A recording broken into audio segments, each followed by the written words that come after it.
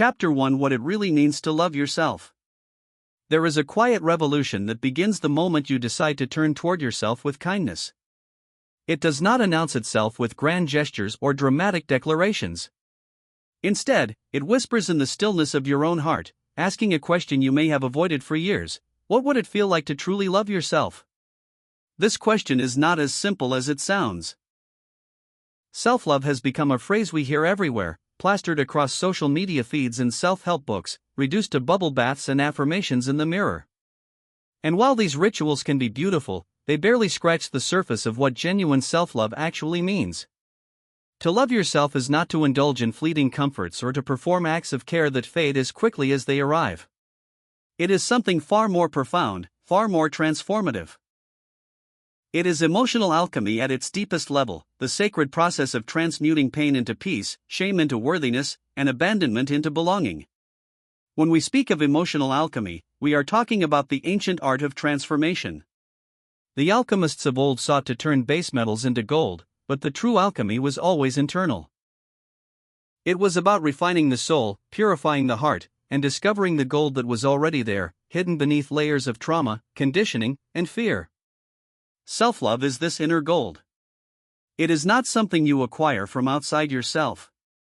It is something you uncover, something you remember, something you allow to emerge when you finally stop running from your own reflection.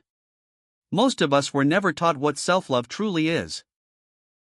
We learned instead to seek validation from others, to measure our worth by external achievements, to hide the parts of ourselves we deemed unacceptable.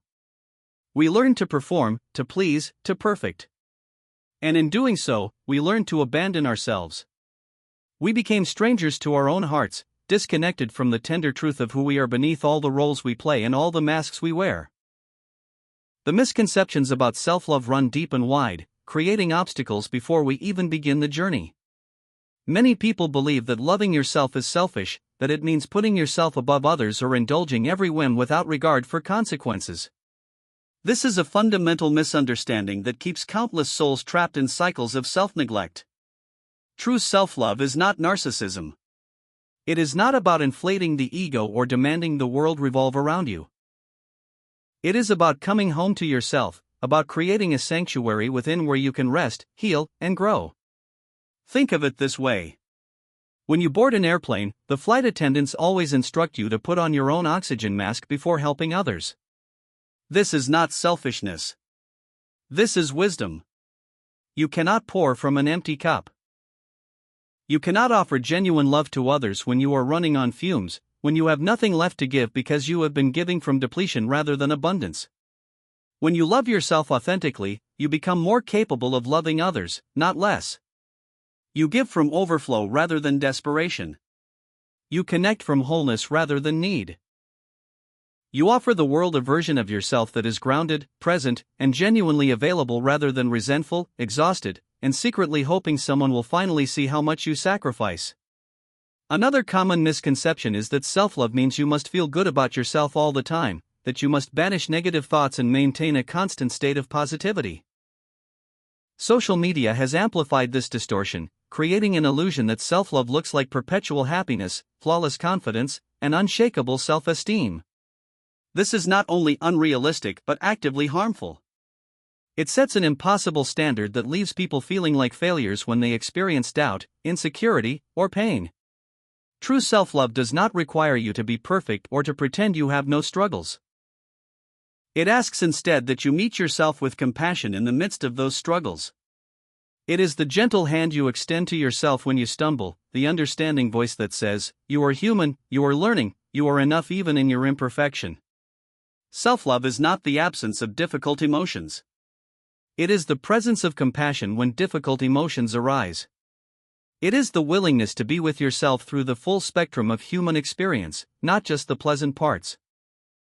There is also a misconception that self-love is a destination, a place you arrive at once and remain forever. People speak of it as though it is something you achieve and then check off your list. I have mastered self-love. I am done now. But self-love is not a destination. It is a practice, a daily choosing, a continuous returning. Some days it will feel natural and easy. Other days it will feel like climbing a mountain in the dark. This is normal. This is the human experience. What matters is not that you love yourself perfectly every moment, but that you keep choosing to turn toward yourself with kindness, again and again, even when it feels hard. Consider for a moment the way you speak to yourself when you make a mistake. Do you offer yourself grace, or do you become your own harshest critic? Do you forgive yourself the way you might forgive a dear friend, or do you hold yourself to impossible standards that no one could ever meet? For most people, the inner critic is relentless and cruel in ways they would never tolerate from another person. You might miss a deadline and immediately think, I am such a failure, I cannot do anything right, I am worthless. You would never speak this way to someone you love. Yet you speak this way to yourself without hesitation. The quality of this inner dialogue reveals the depth of your relationship with yourself. And this relationship, more than any other, shapes the landscape of your entire life. It colors every experience, influences every decision, and determines how you show up in the world. When your relationship with yourself is rooted in judgment and criticism, you move through life braced for failure, expecting rejection, unconsciously confirming your worst beliefs about yourself. When your relationship with yourself is rooted in compassion and acceptance, you move through life with resilience, able to learn from mistakes without being destroyed by them, able to receive love without suspecting it will be taken away. Self-love affects every area of your existence because it is the foundation upon which everything else is built. When you do not love yourself, you accept less than you deserve in relationships. You tolerate mistreatment because some part of you believes you are not worthy of better. You silence your needs, dim your light, and contort yourself into shapes that feel acceptable to others while feeling utterly foreign to you. You become a chameleon, constantly adapting to what you think others want, losing touch with what you actually want in the process. Think about a woman named Sarah who came to understand this truth through painful experience. For years, she stayed in a relationship that left her feeling invisible. Her partner was not abusive in obvious ways. He simply did not see her. He did not ask about her day or remember things that mattered to her. He made plans without consulting her and dismissed her feelings when she tried to express them. Sarah stayed because she believed this was what she deserved. She had grown up with a father who was emotionally unavailable, and she had internalized the belief that love meant being overlooked, that her role was to adapt and accommodate, never to ask for more. It was only when Sarah began the work of self-love, when she started to question the beliefs she had carried for so long, that she recognized the pattern. She realized she had been abandoning herself in the relationship, waiting for her partner to finally see her instead of seeing herself. When she began to honor her own worth, when she started treating her needs as valid and important, everything shifted. She found the courage to ask for what she needed. And when her partner was unable or unwilling to meet her there, she found the courage to leave. It was not easy. It was terrifying. But it was also the most loving thing she had ever done for herself. Your career suffers when you do not believe in your own worth. You shrink from opportunities, doubt your abilities, and settle for roles that keep you small and safe. You watch others get promoted and think, they deserve it more than I do, even when you have worked just as hard. You hesitate to negotiate for better pay because you fear seeming greedy or difficult. You stay in jobs that drain you because some part of you believes this is all you are capable of, that reaching for more would be delusional or presumptuous. Consider Michael, a talented designer who spent a decade in a job that stifled his creativity. He had ideas, innovative concepts that could have transformed the company, but he never shared them. He told himself he was being realistic, that his ideas probably were not that good anyway. The truth was that he did not believe he had the right to be seen as creative or visionary. He had grown up being told he was not special, that he should be grateful for what he had and not reach beyond his station. This belief followed him into adulthood, keeping him playing small even as his soul yearned for more. When Michael finally began to cultivate self-love, when he started to challenge the voice that told him he was not enough, something remarkable happened. He began to share his ideas. At first, just small suggestions in meetings. Then larger proposals. To his surprise, people listened. His concepts were implemented. His career began to expand in ways he had never imagined possible. The shift was not in his talent, which had always been there. The shift was in his willingness to believe he was worthy of being seen, heard, and valued. Your friendships become imbalanced when you give endlessly but struggle to receive, when you maintain connections that drain you because you fear being alone more than you fear being depleted. You become the person everyone calls in a crisis, but you never call anyone yourself because you have convinced yourself that your problems are not important enough, that you should be able to handle everything on your own. You exhaust yourself being there for others while privately wondering why no one seems to be there for you, not realizing that you have never given them the chance, never let them see your struggle, never asked for help. Your physical health deteriorates when you ignore your body's signals, when you push through exhaustion, when you numb discomfort instead of addressing its root causes. You skip meals because you are too busy. You sacrifice sleep to meet deadlines. You ignore pain until it becomes unbearable. Your body is constantly sending you messages, asking for rest, for nourishment, for movement, for care, but you override these signals because productivity feels more important than well-being. This is not discipline. This is self-abandonment. Even your capacity for joy diminishes when self-love is absent. You might achieve something wonderful and immediately dismiss it as luck or timing. Someone compliments you and you deflect, finding a way to minimize what you have done. You experience a moment of beauty, a sunset, or a piece of music that moves you, and you find yourself unable to fully receive it because some critical voice inside whispers that you do not deserve such grace. Without self-love, life becomes a performance of worthiness rather than an experience of being. You are constantly trying to earn what was always meant to be freely given, constantly proving yourself to a jury that will never acquit you because that jury is your own unhealed heart. The psychology behind this internal rejection is rooted in what we might call emotional neglect. This neglect does not always come from obvious abuse or abandonment. Sometimes it is far more subtle, woven into the fabric of daily life in ways that are hard to name but impossible to escape. It happens when your feelings were dismissed as a child, when you were told to stop crying or that your emotions were too much. It happens when love was conditional, offered only when you behaved in certain ways or achieved certain things. It happens when the adults around you were so consumed by their own pain that they had nothing left to give you, leaving you to navigate your inner world alone and unguided. Emotional neglect teaches you that your feelings do not matter, that your needs are a burden, that your authentic self is somehow wrong or unacceptable. And so you learn to abandon yourself before anyone else can. You learn to silence your inner voice, to ignore your intuition, to override your boundaries.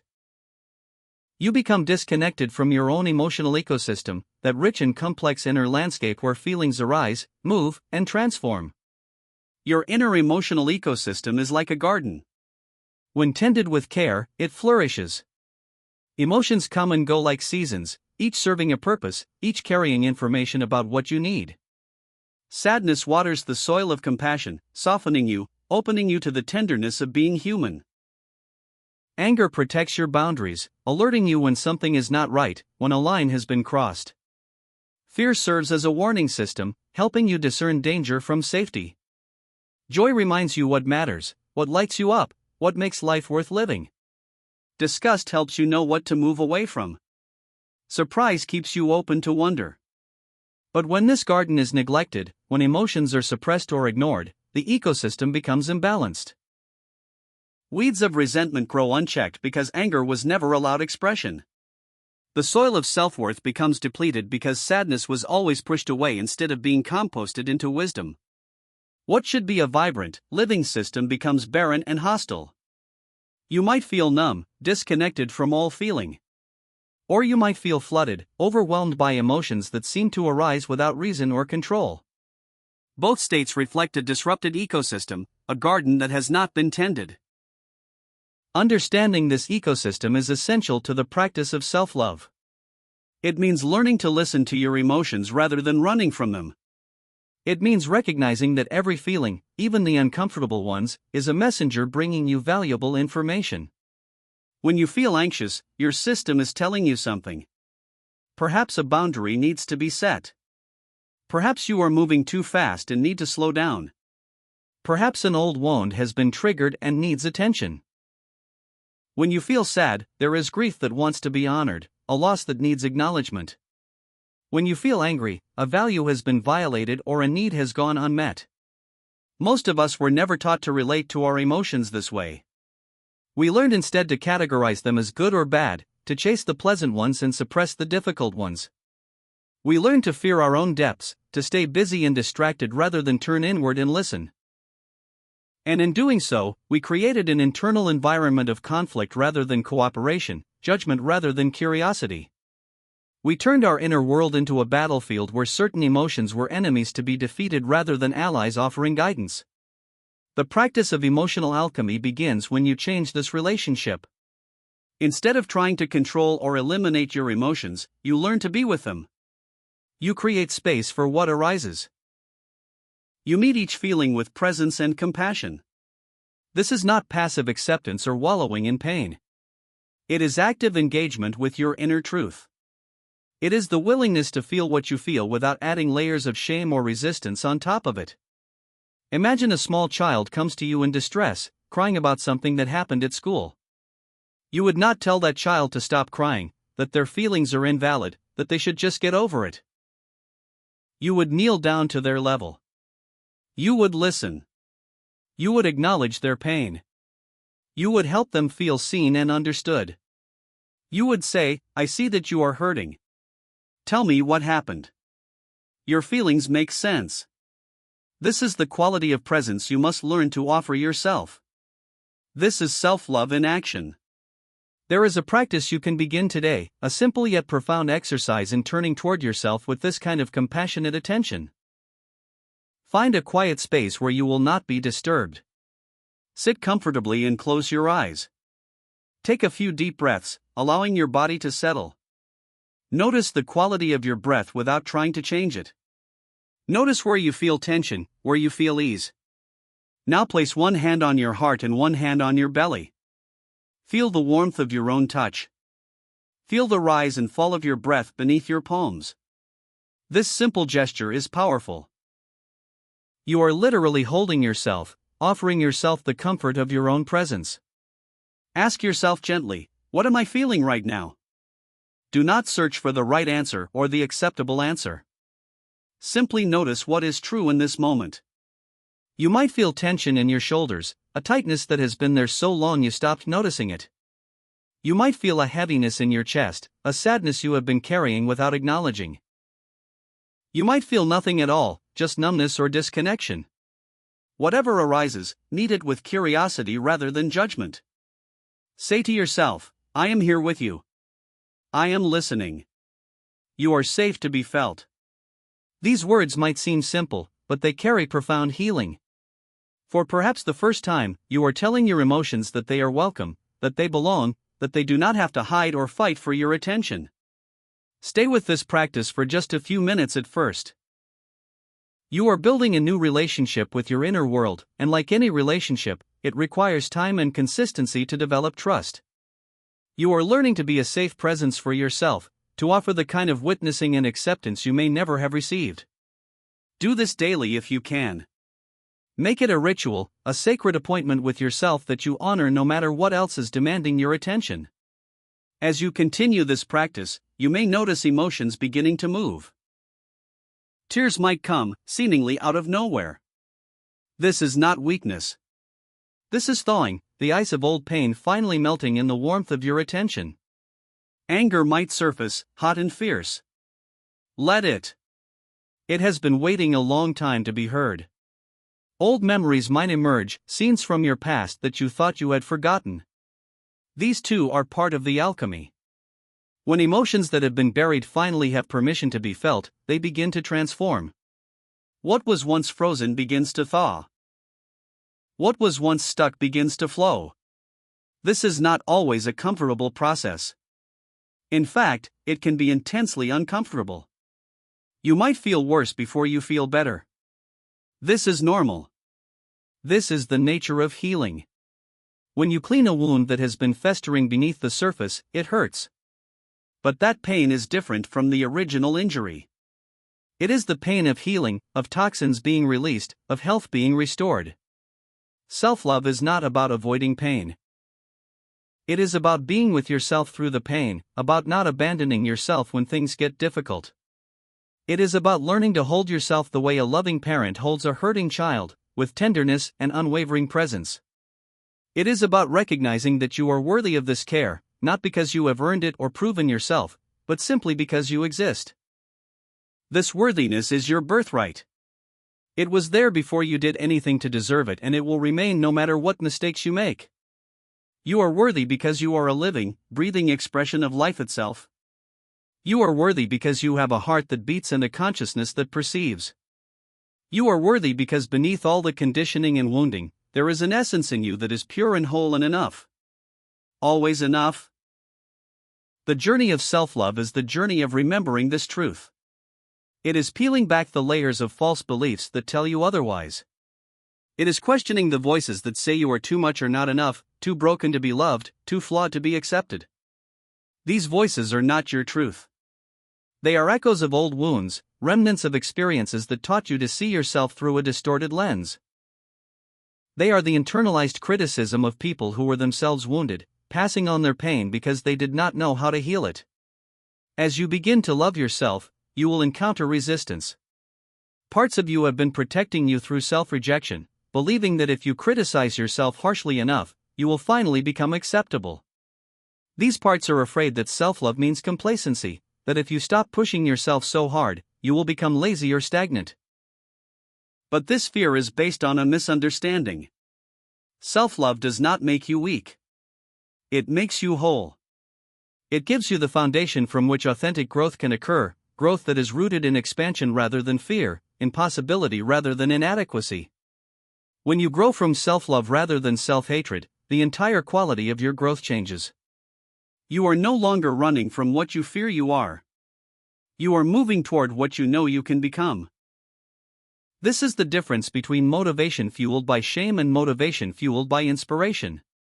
Shame says, you are not enough as you are, you must change to be acceptable. Love says, you are enough as you are, and you have infinite capacity to grow and evolve. Both might lead to action, but the experience of that action, and the sustainability of it, is completely different. The transformation that occurs when you truly begin to love yourself is nothing short of miraculous. Relationships that once felt draining begin to shift or fall away, making room for connections that nourish and inspire you. You find yourself naturally gravitating toward people who see you, who value you, who meet you with the same respect you are now offering yourself. Work that felt like a constant struggle begins to flow more easily because you are no longer fighting yourself at every turn. Your body begins to heal because you are finally listening to what it needs, honoring its wisdom, treating it as a sacred home rather than an obstacle to overcome. Your creativity awakens because you are no longer suffocating it with self-doubt. Ideas that you would have dismissed as foolish or impractical are now explored with curiosity. You try new things not because you need to prove yourself but because you are genuinely interested in discovering what brings you alive. Your inner child, the part of you that was silenced long ago, begins to emerge again. You remember how to play, how to wonder, how to delight in simple pleasures. This is the promise of emotional alchemy. What seems like lead, heavy and dull and worthless, is actually gold that has forgotten its own nature. You are that gold. Beneath the pain, beneath the shame, beneath the years of abandoning yourself, there is a radiant core of worthiness waiting to be remembered. Self-love is the remembering. It is the return to your own heart. It is the decision, made again and again, to choose yourself, to honor yourself, to stand in the truth of your inherent value. The path ahead will ask much of you. It will ask you to feel what you have been avoiding, to face what you have been running from, to sit with discomfort instead of numbing it. But it will also offer you something beyond measure. The experience of coming home to yourself, of finding sanctuary in your own presence, of knowing that no matter what happens in the external world, you have your own back. This is freedom. This is peace. This is the beginning of everything that truly matters. Claude can make mistakes. Please double-check responses. Chapter 2: Emotional Alchemy, Transforming Pain into Power. There is an ancient wisdom that speaks of transformation, of taking what appears to be worthless and revealing the gold that was always hidden within. The alchemists understood something profound, that the very substances we reject, the elements we deem base and unworthy, often contain the seeds of our greatest treasures. This is the essence of emotional alchemy, the sacred practice of meeting your pain not as an enemy to be vanquished but as raw material waiting to be transformed. Most of us have been taught to fear our difficult emotions. We learn early that certain feelings are unacceptable, dangerous, or shameful. Fear makes us weak. Sadness is self-indulgent. Anger is destructive. And so we build walls against these experiences, pushing them down, numbing them out, pretending they do not exist. But what we resist persists. What we deny grows stronger in the shadows. The emotions we refuse to feel do not disappear. They simply go underground, where they continue to influence our lives in ways we cannot see or control. Emotional alchemy offers a different path. It invites you to turn toward your pain rather than away from it, to meet your difficult emotions with curiosity and compassion, and to discover that within each feeling lies a gift waiting to be unwrapped. This is not about romanticizing suffering or pretending that pain feels good. It is about recognizing that your emotions, all of them, contain intelligence. They are messengers carrying vital information about your needs, your values, your boundaries, and your truth. When you learn to listen to these messengers, when you learn to work with the energy they bring rather than against it, everything changes. The transformation of emotional energy is not a passive process. It requires your conscious participation, your willingness to stay present with what is uncomfortable, your courage to feel fully rather than to flee into distraction. But the rewards of this practice are immeasurable. When you learn to alchemize your emotions, you reclaim the power that has been locked away in suppression and avoidance. You discover that the very feelings you feared most contain the keys to your freedom, your wisdom, and your most authentic expression. Let us begin with fear, perhaps the most misunderstood emotion of all. Fear has a terrible reputation. We speak of being paralyzed by fear, crippled by fear, consumed by fear. We see it as weakness, as something to overcome or conquer. But fear is not your enemy. Fear is your protector, an ancient survival mechanism designed to keep you safe. The problem is not fear itself. The problem is that we have lost the ability to distinguish between fears that are genuinely protecting us from danger and fears that are simply echoes of old wounds, projections of imagined futures that may never come to pass.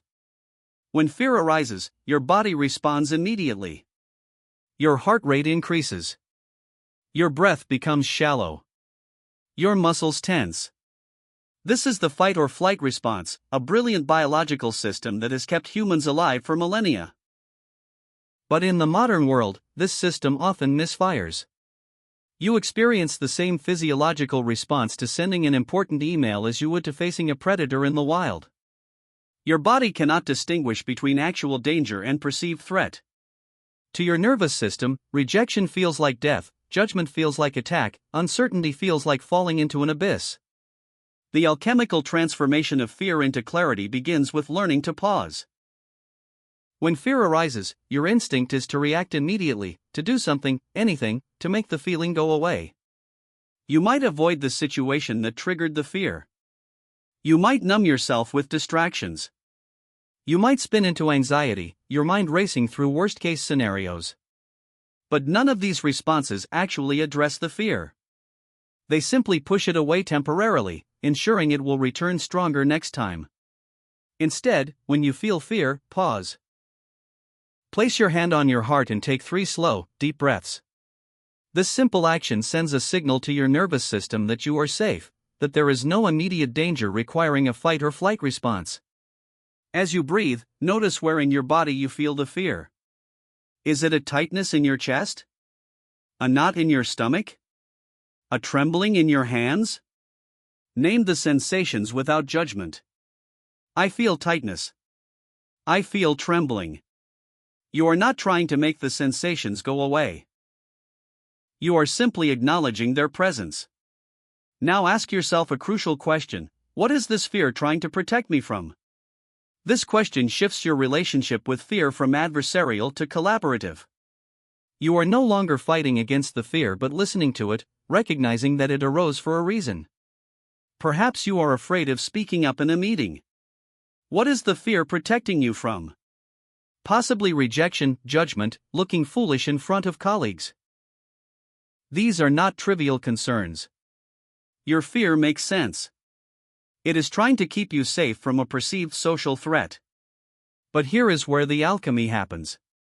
Once you understand what the fear is protecting you from, you can ask a second question: is this protection still serving me, or is it keeping me small? Sometimes the answer is yes, this fear is genuinely protecting me. If you feel afraid walking alone in an unfamiliar area at night, that fear is offering valuable information about safety. Listen to it. But more often, especially when it comes to fears around visibility, vulnerability, and authentic expression, the answer is no. This fear is based on old programming, on experiences from the past that taught you it was not safe to be seen, to speak up, to take up space. This is the moment of transformation. When you recognize that a fear is no longer serving you, you can make a conscious choice. You can thank the fear for trying to protect you and then gently set it aside. You can feel the fear and take the action anyway, not from a place of recklessness but from a place of clarity. You understand that the fear is present, you acknowledge its concerns, and you choose to move forward because there is something more important at stake: your growth, your truth, your refusal to be held hostage by old wounds. Let me share a story that illustrates this transformation. There was a man named David who had a deep fear of public speaking. Even the thought of standing in front of a group made his heart race and his palms sweat. He had spent years avoiding any situation that required him to speak publicly, turning down opportunities, declining invitations, keeping himself small and hidden. He told himself he was just not a public speaker, that some people were naturally good at it and he was not one of them. But as David began to practice emotional alchemy, he started to explore his fear rather than simply accepting it as an unchangeable truth. He paused with the fear, breathed into it, and asked what it was protecting him from. The answer surprised him.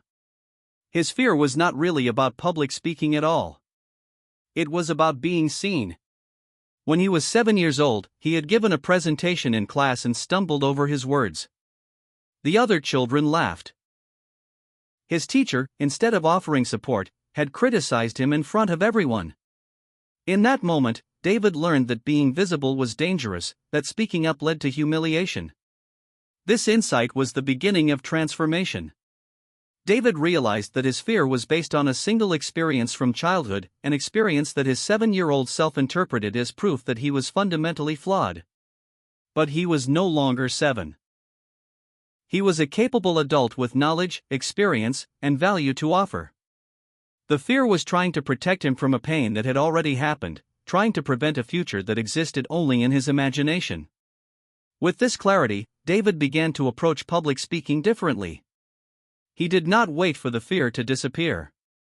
He acknowledged it, thanked it for trying to keep him safe, and then chose to speak anyway. The first time was terrifying. His voice shook. His hands trembled. But nothing catastrophic happened. No one laughed. No one criticized him.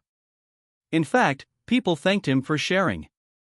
With each experience, the fear became less intense, not because he had conquered it but because he had transformed his relationship with it. Fear no longer controlled him.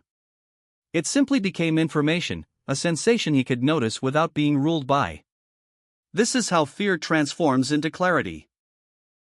When you stop running from fear and start listening to it, you gain access to profound insight about what matters to you, where your edges are, what you are being called to grow toward.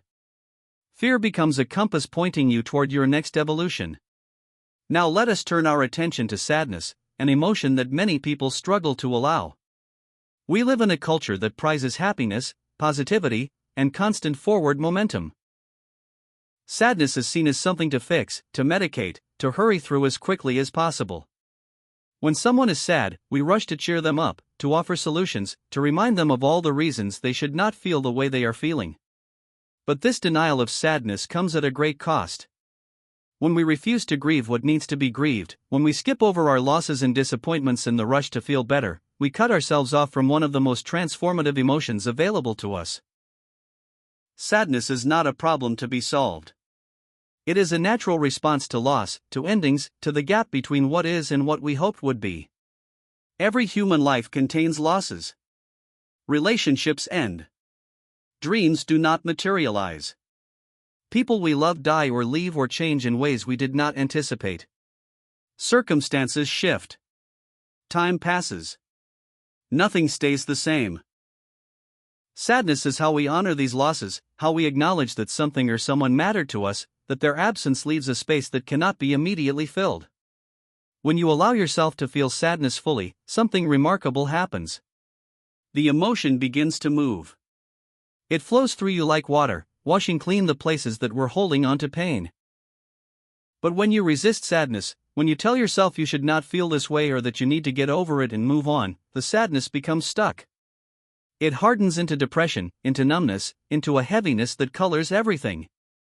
Unprocessed sadness becomes the weight you carry everywhere, the invisible burden that makes life feel exhausting even when nothing particularly difficult is happening. The alchemical transformation of sadness into wisdom begins with permission. Give yourself permission to be sad. This might sound simple, but for many people it is revolutionary. You do not need to have a good enough reason. You do not need to compare your pain to others and determine whether yours is valid. You do not need to set a timeline for how long you are allowed to grieve. You simply need to acknowledge the truth of what you feel. Create space for your sadness. Find a time when you will not be interrupted. Sit quietly and invite the sadness to come forward. You might place your hands on your heart or wrap your arms around yourself in a gentle hug. Say to yourself, it is okay to be sad. I am here with you. Let yourself feel the weight of it, the heaviness in your chest, the ache in your throat, the tears that may or may not come. Do not try to fix it or understand it or make it mean something. Just be with it, the way you might sit beside a grieving friend without needing to say anything at all. As you sit with your sadness, you may notice memories arising. You may see clearly what you have lost, what you are grieving. Let these images come. They are part of the healing. You may also notice that beneath the sadness is love. We only grieve what matters to us. The depth of your sadness is a testament to the depth of your caring. This realization is where the alchemy begins. Sadness, when fully felt, becomes a doorway to compassion. It softens you. It opens your heart not just to your own pain but to the pain of others. It connects you to the universal human experience of loss and longing. There is a woman named Maria whose story illustrates this transformation beautifully. Maria experienced a miscarriage early in her pregnancy. She was devastated, but everyone around her seemed to minimize her grief. It was early. You can try again. These things happen. The message was clear: your sadness is too much, move on. And so Maria tried. She pushed the sadness down and told herself she was fine. But she was not fine. She felt numb, disconnected from herself and from her partner. She moved through her days mechanically, going through the motions but feeling nothing. It was only when Maria gave herself permission to grieve that the healing began. She created a small ritual to honor the loss, lighting a candle and speaking aloud to the baby she would never meet. She allowed herself to cry, deep-wrenching sobs that seemed to come from the core of her being. She let herself feel the full weight of her sadness without trying to fix it or rush it. And slowly, gradually, something shifted. The sadness did not disappear, but it began to transform. In its place arose a profound tenderness, a deepened capacity for empathy, a wisdom about the fragility and preciousness of life.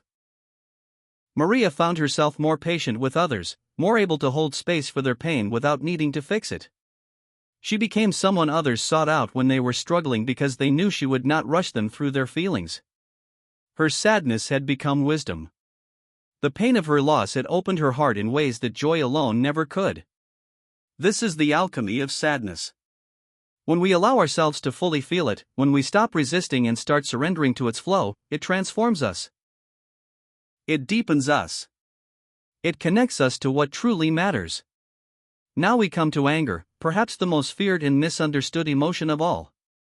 Anger has been demonized, especially for women who are taught that nice girls do not get angry, that expressing anger makes you difficult, bitchy, or out of control. But anger is not inherently destructive. Anger is a boundary emotion. It arises when something is not okay, when a line has been crossed, when a value has been violated, when a need has gone unmet. Anger is your psyche's way of saying, "This is not acceptable, something needs to change." The problem is not anger itself but what we do with it. Many people suppress their anger because they fear what might happen if they let it out. They imagine themselves exploding, saying things they cannot take back, damaging relationships beyond repair.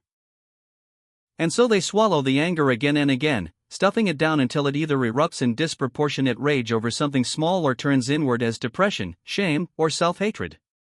Other people express their anger destructively, lashing out at others, using their anger as a weapon to hurt or control. Neither suppression nor destructive expression is healthy. Both represent a misunderstanding of anger's true purpose.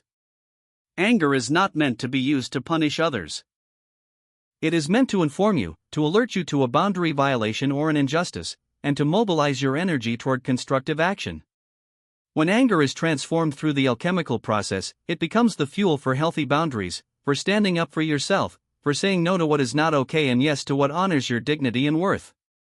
The transformation of anger into healthy boundaries begins with acknowledging the anger without immediately acting on it. When you feel anger rising, pause. This is not about suppressing the anger but about creating a moment of space between the feeling and your response. Notice where you feel the anger in your body. It might be heat in your face, tension in your jaw, a churning in your stomach, a desire to clench your fists. Breathe into these sensations. Say to yourself, "I feel angry." This is information. Now ask yourself, what boundary has been crossed? What need is not being met? What value is being violated? Anger always points to something specific, even if you cannot immediately name it. Perhaps someone spoke to you disrespectfully. Perhaps you said yes when you meant no and now you feel resentful. Perhaps you are being asked to tolerate something that does not align with your values. The anger is not the problem. The crossed boundary is the problem. The anger is simply the alarm system alerting you to that fact. Once you identify what the anger is protecting, you can take constructive action. This might mean having a difficult conversation. It might mean setting a clear boundary and enforcing it. It might mean removing yourself from a situation that is not healthy for you. The key is that your action comes from a place of clarity and self-respect rather than reactivity and blame. You are not using your anger to attack someone else. You are using the energy of your anger to stand up for yourself, to protect what matters to you, to insist on being treated with dignity. Consider the story of James, a man who spent years in a friendship that left him feeling drained and used. His friend would call only when he needed something, would cancel plans at the last minute, would interrupt James constantly and never really listen. James would feel angry after these interactions, but he never said anything. He told himself he was being a good friend, that he should not make a big deal out of small things, that maybe he was being too sensitive. But the anger kept building. James found himself snapping at his partner over minor annoyances. He felt irritable and tense. He started avoiding his friend's calls, which only made him feel guilty. The anger had nowhere to go, and so it leaked out in ways that hurt James and the people he cared about. It was not until James learned to work with his anger alchemically that things changed. He paused with the anger, breathed into it, and asked what boundary was being crossed. The answer was clear. His time, his energy, and his needs were not being respected in this friendship. With this clarity, James had a conversation with his friend. He did not attack or blame. He simply stated his experience and his needs. "I have noticed that our friendship feels one-sided. I care about you, but I need reciprocity. I need my time to be respected and my voice to be heard." The friend responded defensively at first, but James held his boundary. He did not back down or apologize for having needs. In the end, the friendship either had to evolve or end. It evolved. The friend began to show up differently, to listen more, to be more mindful of James's time. But even if the friendship had ended, James would have been honoring himself. He would have been using his anger constructively, transforming it from a destructive force eating away at him from the inside into a clear boundary that protected his well-being. This is the alchemy of anger. When you stop fearing it and start listening to it, anger becomes one of your greatest allies in creating a life that honors your worth. All of these transformations, from fear to clarity, from sadness to wisdom, from anger to boundaries, require one essential skill: the ability to redirect emotional energy consciously. Emotions are energy in motion. The word emotion itself comes from the Latin emovere, meaning to move out or to move through. Emotions are meant to flow. But most of us have learned to dam up this flow, to block certain emotions from moving through us because we fear what will happen if we let them. When emotional energy is blocked, it does not disappear.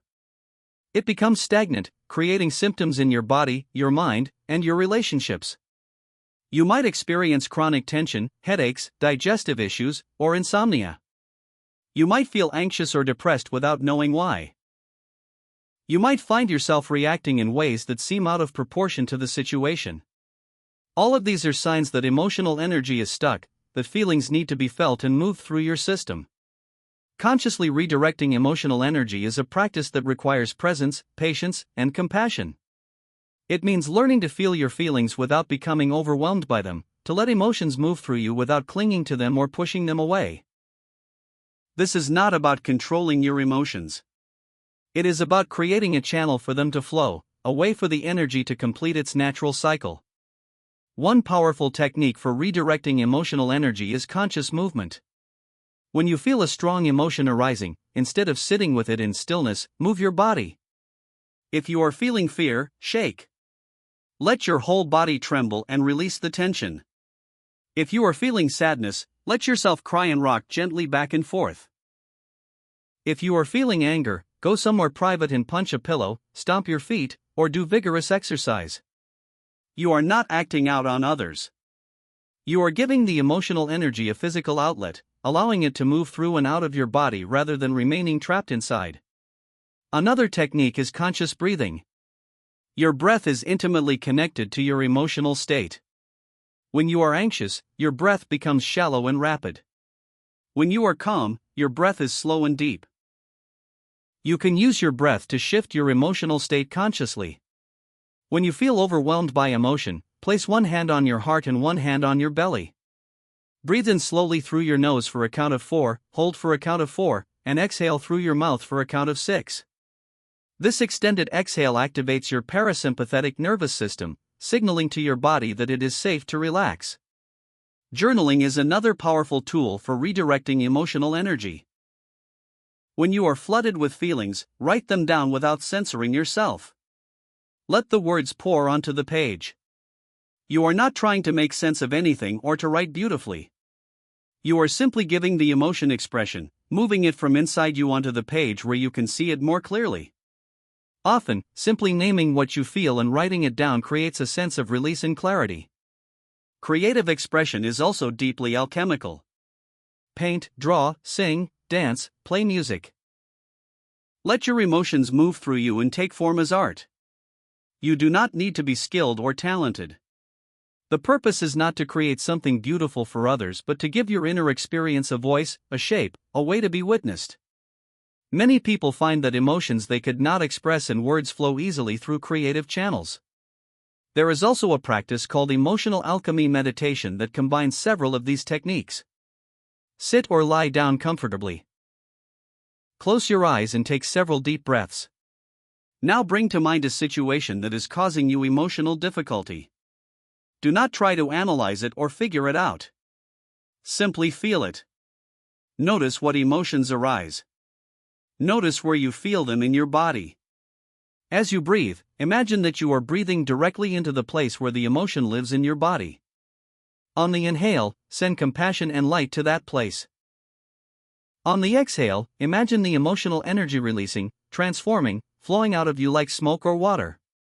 As you practice this, you might visualize the emotion changing form. Fear might transform from a tight knot into flowing water. Sadness might transform from heavy stones into soft rain.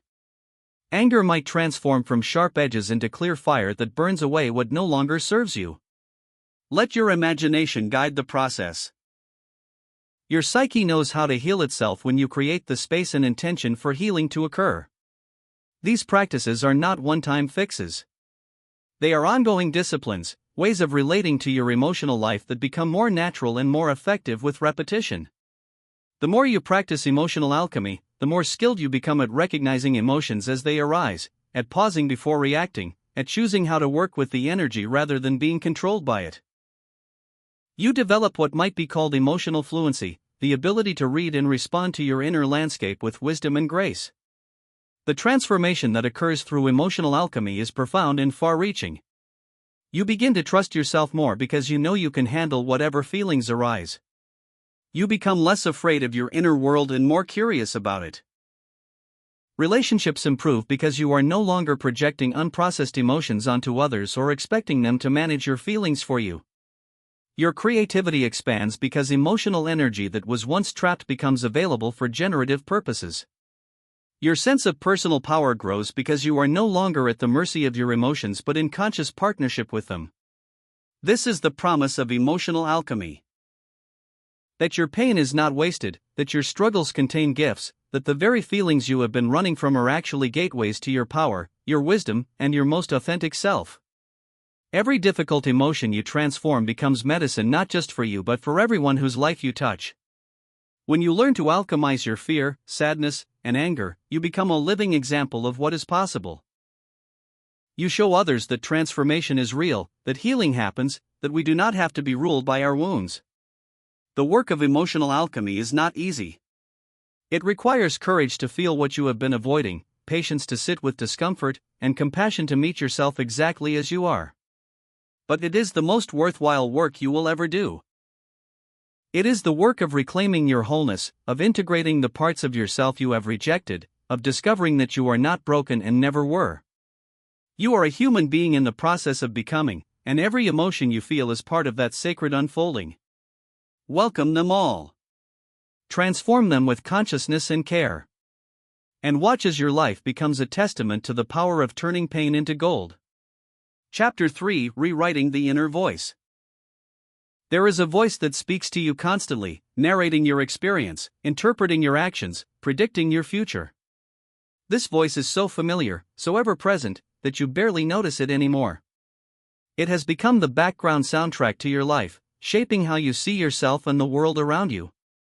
But here is the profound truth that most people never realize: this voice is not you.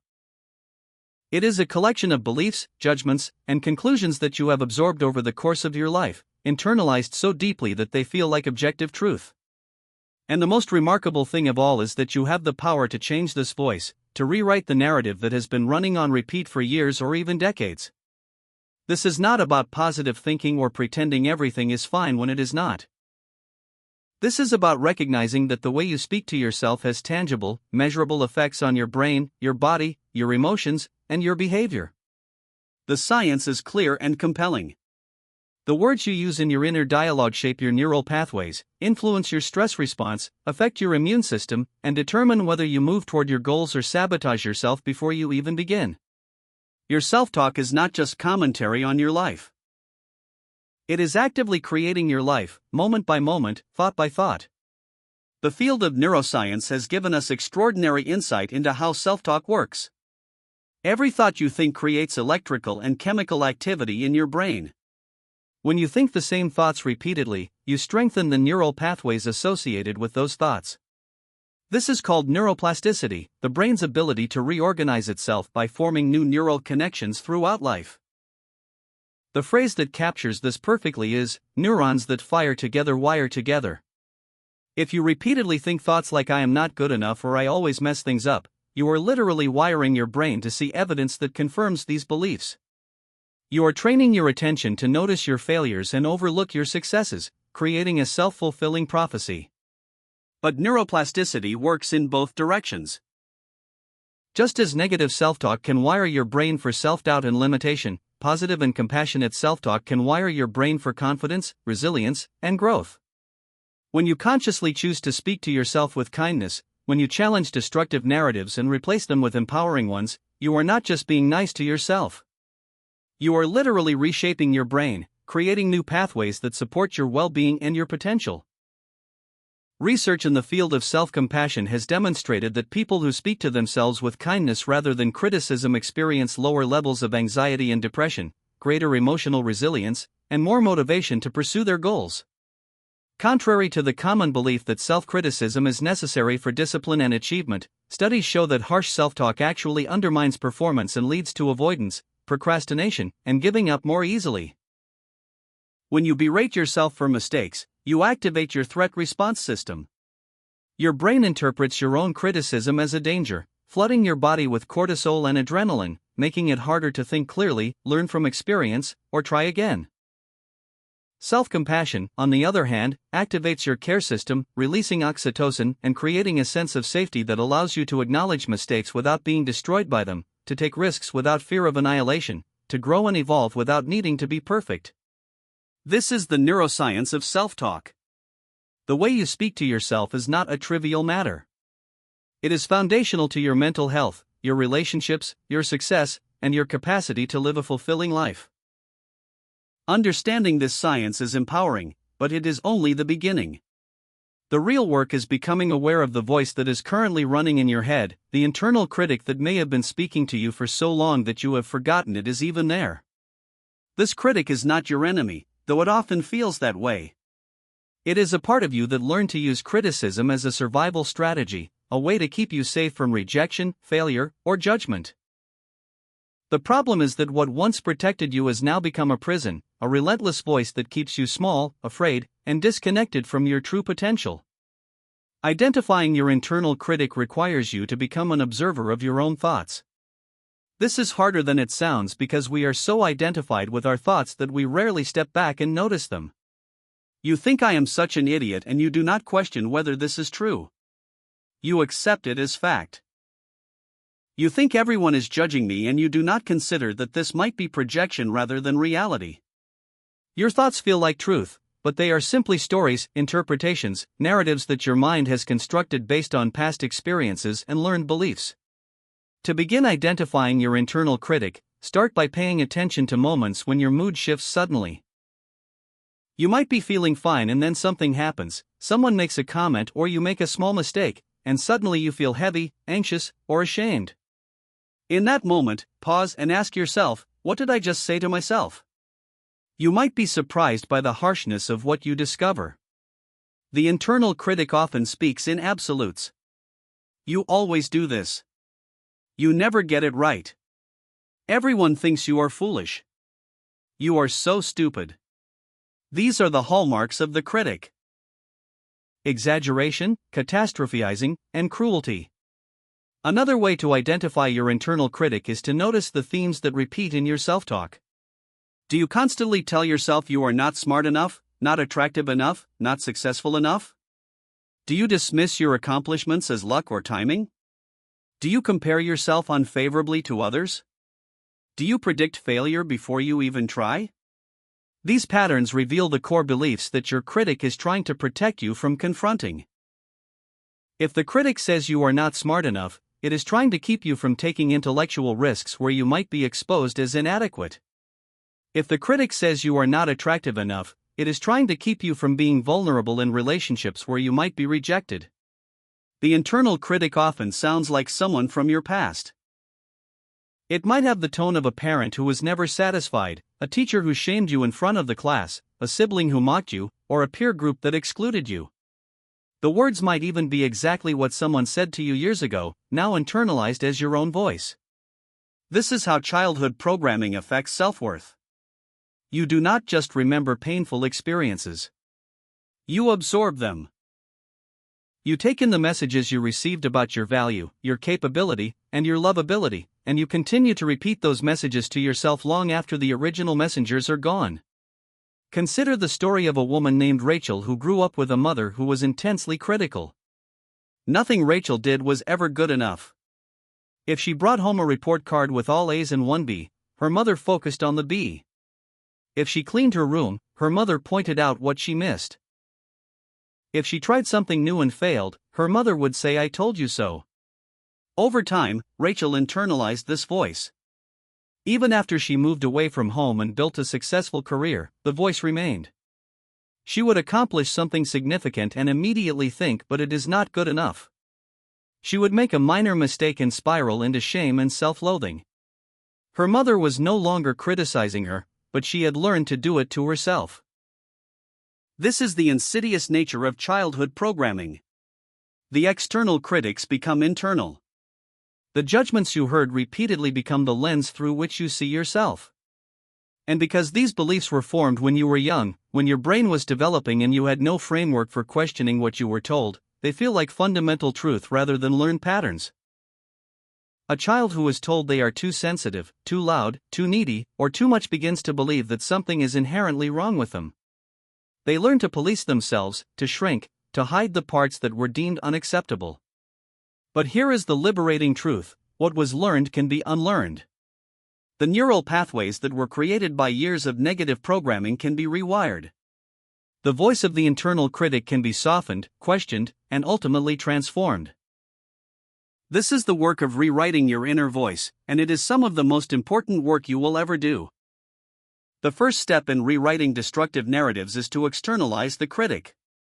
Instead of identifying with the critical voice, see it as a part of you, a protective mechanism that developed for understandable reasons but is no longer serving you. Some people find it helpful to give this part a name. You might call it the judge, the perfectionist, or the protector. When you notice critical thoughts arising, you can say something like, "Oh, there is the judge again, telling me I am not good enough." This simple act of naming creates distance. You are not the judge. You are the one noticing the judge. This distinction is crucial.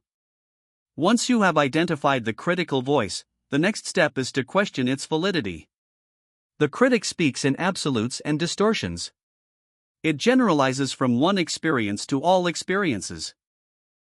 It catastrophizes, turning minor setbacks into evidence of complete failure. It filters out positive information and focuses exclusively on the negative. But when you examine the critic's claims closely, they almost never hold up under scrutiny. Let us say your internal critic tells you, "You always mess things up." Is this actually true? Have you literally always messed things up in every situation for your entire life? Of course not. You have succeeded at countless things. You have relationships that work. You have skills you have developed. You have problems you have solved. The word "always" is a red flag. It signals that your critic is not speaking truth but rather speaking fear disguised as fact. When you catch your critic making sweeping generalizations, challenge them. Respond with evidence. "Actually, I do not always mess things up. I handled that difficult conversation well last week. I completed a challenging project successfully last month. I have learned and grown in numerous ways." This is not about denying real mistakes or pretending you are perfect. It is about bringing accuracy and balance to your self-assessment, refusing to let the critic distort reality. Another common distortion is mind reading, where your critic tells you what other people are thinking about you. They probably think you are stupid. Everyone is judging you. But unless someone has explicitly told you what they think, you do not actually know. You are projecting your own fears onto others. When you notice this pattern, remind yourself, "I do not know what others are thinking, and it is not helpful to assume the worst." Most people are far too preoccupied with their own concerns to be constantly judging me. As you challenge the critic's distortions, you begin to create space for a different voice, a voice of wisdom, compassion, and truth.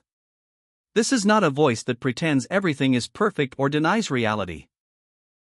It is a voice that sees you clearly, including your flaws and struggles, and loves you anyway.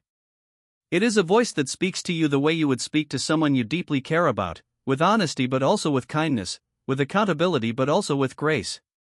Replacing destructive narratives with empowering ones is not about lying to yourself or forcing positive thoughts that do not feel authentic. It is about choosing thoughts that are both true and supportive. Instead of "I am terrible at this," you might say "I am still learning this." Instead of "I always fail," you might say "I have failed before and I have also succeeded." I am capable of learning from my mistakes. Instead of "No one likes me," you might say "I have people who care about me, and I am worthy of connection even when I feel lonely." Notice that these reframed thoughts do not deny difficulty. They simply refuse to turn difficulty into identity. There is a profound difference between "I made a mistake" and "I am a mistake." One is a description of an action. The other is a conclusion about your worth. The same event can be interpreted in radically different ways depending on the narrative you choose. This brings us to the topic of affirmations, a tool that has been both celebrated and dismissed in equal measure. Many people have tried affirmations and found them useless or even counterproductive. They stand in front of a mirror saying, "I am confident, I am successful, I am worthy," while feeling like a complete fraud. The disconnect between what they are saying and what they actually believe creates cognitive dissonance, making them feel worse rather than better. This is because affirmations, when used incorrectly, can actually reinforce the very beliefs they are meant to change. If you do not believe you are confident and you try to convince yourself otherwise, your mind will immediately produce all the evidence of times you were not confident, strengthening the neural pathway you are trying to weaken. But this does not mean affirmations do not work. It means they need to be used skillfully, in a way that respects where you actually are rather than where you think you should be. Effective affirmations have several key characteristics. First, they are believable. They stretch you slightly beyond your current belief system, but not so far that your mind completely rejects them. If you do not believe "I am worthy of love," you might start with "I am learning to see my worth," or "I am open to the possibility that I am worthy." Second, effective affirmations are specific rather than vague. Instead of "I am successful," which your mind might immediately argue with, you might say, "I am capable of achieving the goals I set for myself," or "I have succeeded at difficult things before and I can do so again." These statements are harder to dismiss because they are grounded in evidence. Third, effective affirmations are present-focused rather than future-focused. Instead of "I will be confident," which keeps confidence perpetually out of reach, you might say, "I am building confidence every time I take a risk," or "I am becoming more comfortable being visible." This acknowledges the process rather than demanding an instant transformation. Fourth, effective affirmations include compassion for the struggle. Instead of "I am fearless," which denies the reality of fear, you might say, "I feel afraid and I am choosing to act anyway," or "I am learning to be gentle with myself when I feel scared." This creates space for your actual experience rather than trying to override it. One powerful framework for creating affirmations that actually work is what might be called the compassionate truth framework. This involves 3 steps. First, acknowledge what is true right now without judgment. "I am feeling anxious about this presentation." Second, offer yourself compassion for the difficulty. "It makes sense that I feel anxious. This matters to me and I want to do well." Third, affirm your capacity to handle the situation. "I have prepared thoroughly. I have valuable insights to share. I can be nervous and still show up fully." This framework honors your reality while also directing your attention toward your resources and resilience. It does not try to eliminate difficult feelings but rather creates a container large enough to hold both the difficulty and your capability. You are not denying your fear. You are refusing to let fear be the only voice in the room. Another powerful practice is the use of "I am becoming" statements.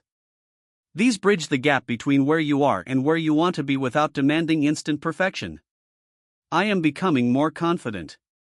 I am becoming more comfortable setting boundaries. I am becoming someone who treats themselves with kindness. These statements acknowledge that transformation is a process. They give you credit for the movement you are making rather than criticizing you for not having arrived. You can also use affirmations in the second person, speaking to yourself as you. This can feel more natural and powerful than first-person statements because it mimics the way we receive encouragement from others. You are doing your best. You are stronger than you realize. You are worthy of love and respect. Some research suggests that second-person self-talk is particularly effective because it activates the same neural networks that process external support, creating a sense of being cared for even when you are alone. As you begin to work with these practices, you may notice resistance. The old voice will not disappear quietly. It has been with you for a long time, and on some level, it believes it is keeping you safe. When you start to speak to yourself more kindly, the critic may get louder, trying to reassert control. This is normal. This is part of the process. Do not be discouraged when this happens. Simply notice it, acknowledge the critic's fear, and gently return to the new voice you are cultivating. It can be helpful to write down your new narratives and place them where you will see them regularly. On your bathroom mirror, on your computer screen, in your wallet, as reminders on your phone. You are retraining your brain, and repetition is essential. Every time you choose a compassionate thought over a critical one, you are strengthening new neural pathways. Every time you question a distortion and replace it with truth, you are rewriting the code that has been running your life. The transformation that occurs when you rewrite your inner voice is profound and far-reaching. You begin to feel safer in your own mind. The constant barrage of criticism quiets, and in its place arises a sense of inner calm, a foundation of self-acceptance that allows you to take risks, make mistakes, and continue growing without being devastated by every setback. Your relationships improve because you are no longer desperately seeking external validation to compensate for internal rejection. You can receive feedback without collapsing into shame. You can celebrate your successes without immediately dismissing them. Your creativity flourishes because the critic is no longer killing every idea before it has a chance to develop. Your productivity increases because you are no longer paralyzed by fear of failure or perfectionism. You experience more joy because you are not constantly monitoring yourself for flaws. You discover that you actually like yourself, that your own company is not something to be avoided but something to be enjoyed. This is not a quick fix or an overnight transformation. Rewiring decades of conditioning takes time, patience, and consistent practice. There will be days when the old voice seems as loud as ever, when you fall back into familiar patterns of self-criticism. This does not mean you have failed. It simply means you are human, engaged in one of the most challenging and worthwhile endeavors there is. The journey of coming home to yourself, of learning to be your own loving witness, your own compassionate guide, your own source of encouragement and support. The voice inside your head has tremendous power. It can be your greatest ally or your cruelest enemy. You get to choose which it will be. Not once, but moment by moment, thought by thought, word by word. Every time you catch a critical thought and choose compassion instead, you are voting for the person you are becoming. Every time you replace a destructive narrative with an empowering one, you are rewriting not just your inner dialogue but your entire life story. This is the alchemy of the inner voice, the transformation of self-hatred into self-love, of doubt into trust, of limitation into possibility. And it begins right now, with the next thought you choose to think, with the next words you speak to yourself in the quiet sanctuary of your own mind. Chapter 4: Becoming Someone You Can Trust. There is a quiet devastation that lives in the space between who we promise ourselves we will be and who we actually become. It is not loud. It does not announce itself with grand failures or dramatic collapses. Instead, it whispers in the moments when we abandon our boundaries, when we silence our needs to avoid conflict, when we betray our inner knowing because external validation feels safer than self-respect. This devastation accumulates slowly, like sediment in a riverbed, until one day we wake up and realize we have become strangers to ourselves. Self-love, in its truest form, is not born from affirmations spoken into mirrors or bubble baths taken on Sunday evenings. These rituals have their place, but they are ornaments on a tree that must first have roots.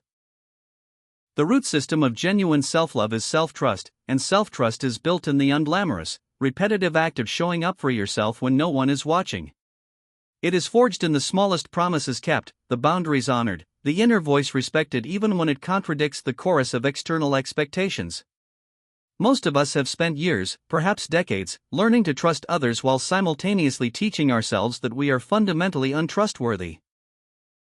We break promises to ourselves with stunning casualness. We say we will rest, then scroll until midnight. We commit to speaking our truth, then swallow it whole when confrontation appears on the horizon.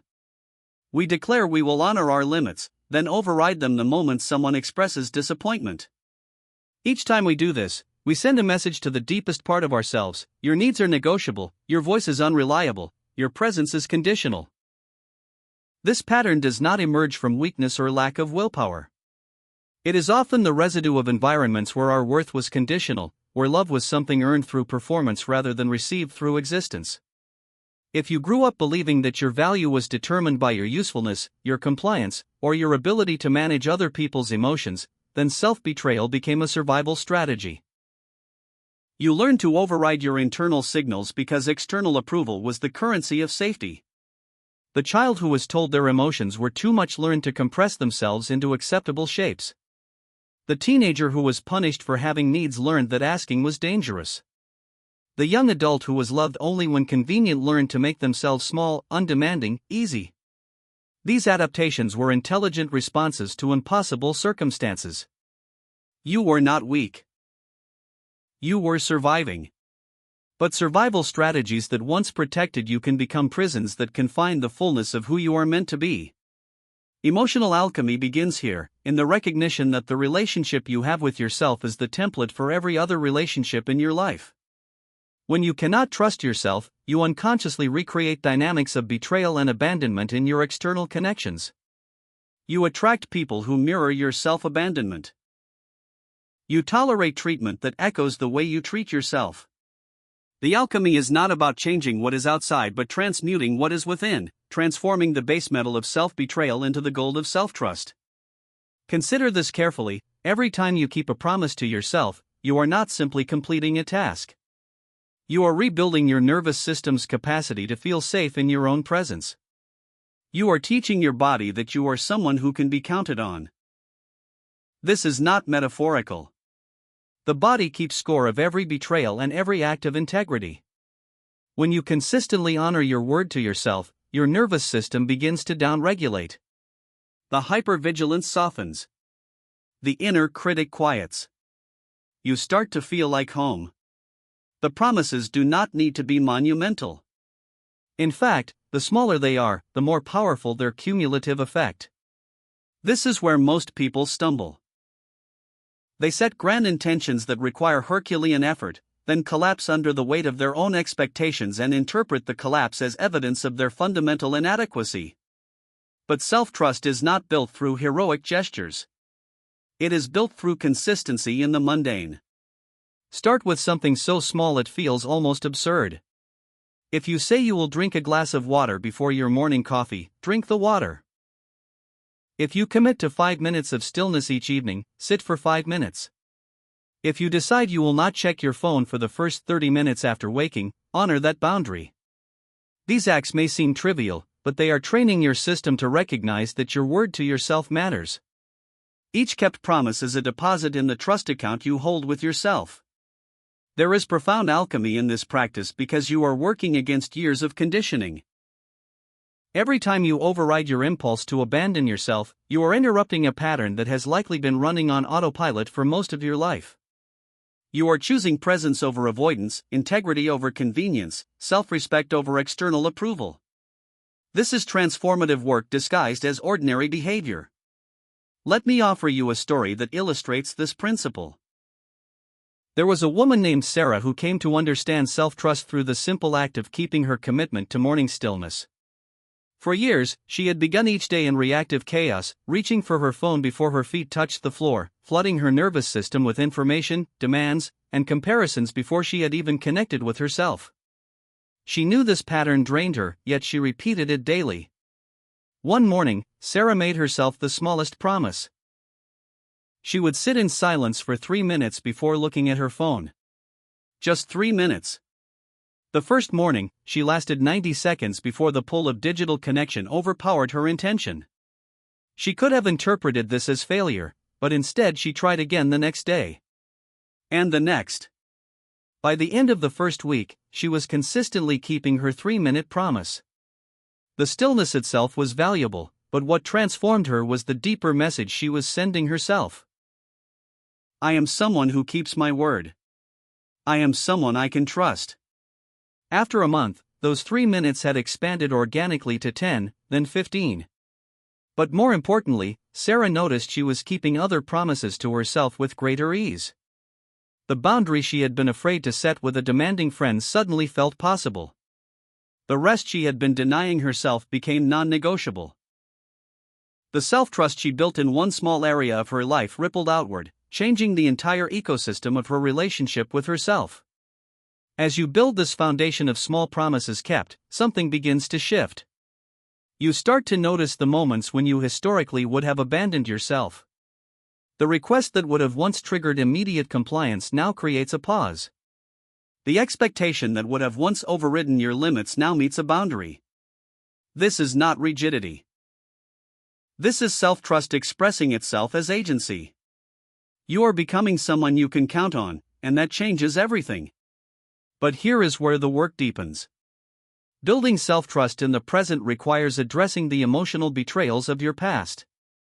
Most of us carry wounds from times when we were not protected, when our needs were dismissed, when our boundaries were violated, or when we violated our own boundaries to survive impossible situations. These experiences live in the body as unmetabolized trauma, and they will sabotage your attempts at self-trust until they are acknowledged and integrated. Healing emotional betrayal does not mean excavating every painful memory or dwelling in past suffering. It means turning toward the parts of yourself that learned they were unsafe and offering them a different experience.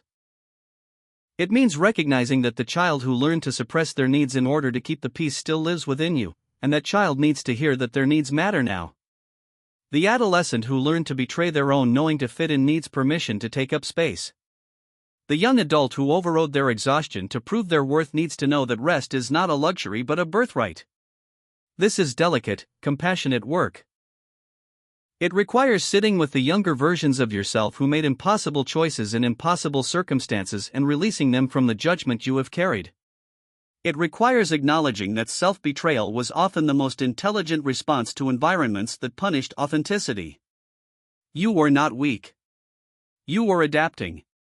But adaptation that once served you can become a prison if left unexamined. Consider the alchemy that occurs when you stop running from these old wounds and instead turn toward them with tenderness. What was once shameful becomes understandable. What felt like personal failure becomes recognized as systemic adaptation. The parts of yourself you have been trying to transcend or eliminate begin to soften when they are finally seen, finally heard, finally welcomed home. One practice that supports this healing is writing letters to your younger self from your present awareness. Sit quietly and call to mind a version of yourself from a time when you learned to abandon your needs. Perhaps you are 7 years old, sitting at the dinner table, learning that your feelings inconvenience the adults around you. Perhaps you are 14, realizing that your authentic self is too weird, too intense, too much for your peers to accept. Perhaps you are 23, pushing through exhaustion because productivity equals worthiness in the world you are trying to navigate. See them clearly. Notice their fear, their confusion, their desperate attempts to be loved. Then write to them with the compassion and wisdom you have now. Tell them what they needed to hear then. Tell them they were not too much or not enough. Tell them their feelings were valid, their needs were legitimate, their existence was worthy. Tell them that the people who could not hold them were limited by their own wounds, not by any deficiency in the child's being. This is not indulgent nostalgia. This is retrieving lost parts of yourself and welcoming them home. Each time you do this practice, you are renegotiating old contracts with reality. You are updating the operating system that has been running your life from conclusions drawn in childhood.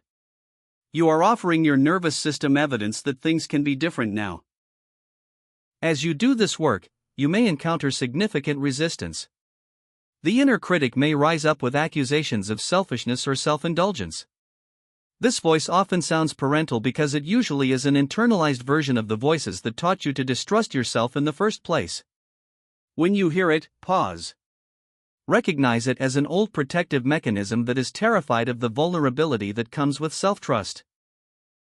Thank it for trying to keep you safe, then gently but firmly choose a different path. You might also encounter grief. When you begin to truly see how often you have abandoned yourself, how many times you have silenced your truth, how consistently you have prioritized everyone else's comfort over your own integrity, the weight of that recognition can be overwhelming. Allow the grief. It is not a sign that you are doing something wrong. It is evidence that you are finally telling yourself the truth, and truth-telling always requires mourning the illusions we have lived by. Building a stable internal foundation means creating inner structures that can hold you when external circumstances are chaotic. Most people build their sense of safety on external conditions, relationships, achievements, financial security, social approval. These things are not inherently problematic, but when they become the sole foundation of your worth and stability, you are building on sand. External circumstances change. People leave. Jobs end. Bodies age. Markets crash. Pandemics arrive. If your sense of safety is dependent on things you cannot control, you will live in perpetual anxiety. A stable internal foundation is constructed from practices, principles, and a relationship with yourself that remains constant regardless of what is happening around you. It is built from the certainty that you will show up for yourself, that you will honor your limits, that you will speak your truth even when your voice shakes. It is knowing that no matter what happens externally, you have your own back. This foundation is strengthened through ritual and routine. Not the kind of routine that feels like drudgery, but intentional practices that anchor you in your body and in the present moment.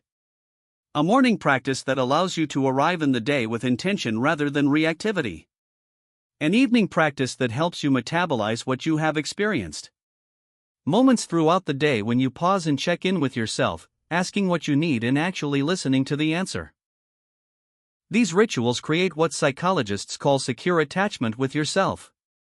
In attachment theory, secure attachment develops when a caregiver consistently responds to a child's needs with attunement and reliability. The child learns that their needs matter, that they can trust the world to respond, that they are worthy of care. Most of us did not receive perfectly secure attachment in childhood, but we can reparent ourselves into security through consistent self-attunement. Each time you check in with yourself and honor what you find there, you are functioning as a secure attachment figure for yourself.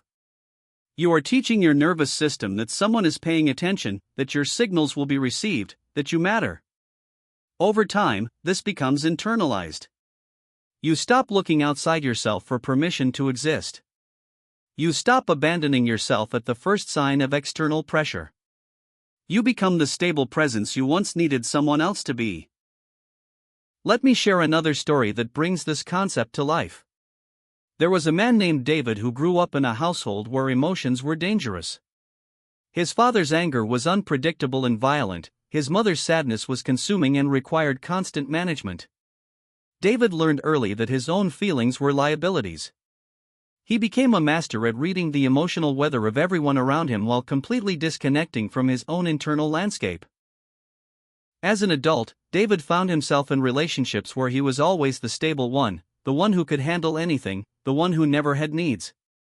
He was proud of this identity until the day his body forced him to pay attention through a series of panic attacks that seemed to come from nowhere. In therapy, he began to understand that his panic was the accumulated weight of decades of unfelt feelings, unmet needs, and unspoken truths. David's healing required him to build an entirely new relationship with himself. He started with a simple practice, setting a timer 3 times a day and asking himself what he was feeling. At first, he had no idea. The question itself felt foreign. But he kept asking. He kept pausing. Slowly, sensation began to return to the numb landscape of his inner world. He noticed tightness in his chest when he said yes to things he wanted to decline. He felt heat in his face when someone crossed a boundary. He recognized exhaustion he had been overriding for years. These observations became the foundation of self-trust. When David noticed the tightness in his chest, he began experimenting with saying no. When he felt the heat of boundary violation, he practiced speaking up. When he recognized exhaustion, he allowed himself to rest. Each time he honored what he found in his inner inquiry, he was demonstrating to himself that his internal experience mattered, that he could be trusted to take care of himself, that he was worthy of his own attention. This is the daily practice of showing up for yourself.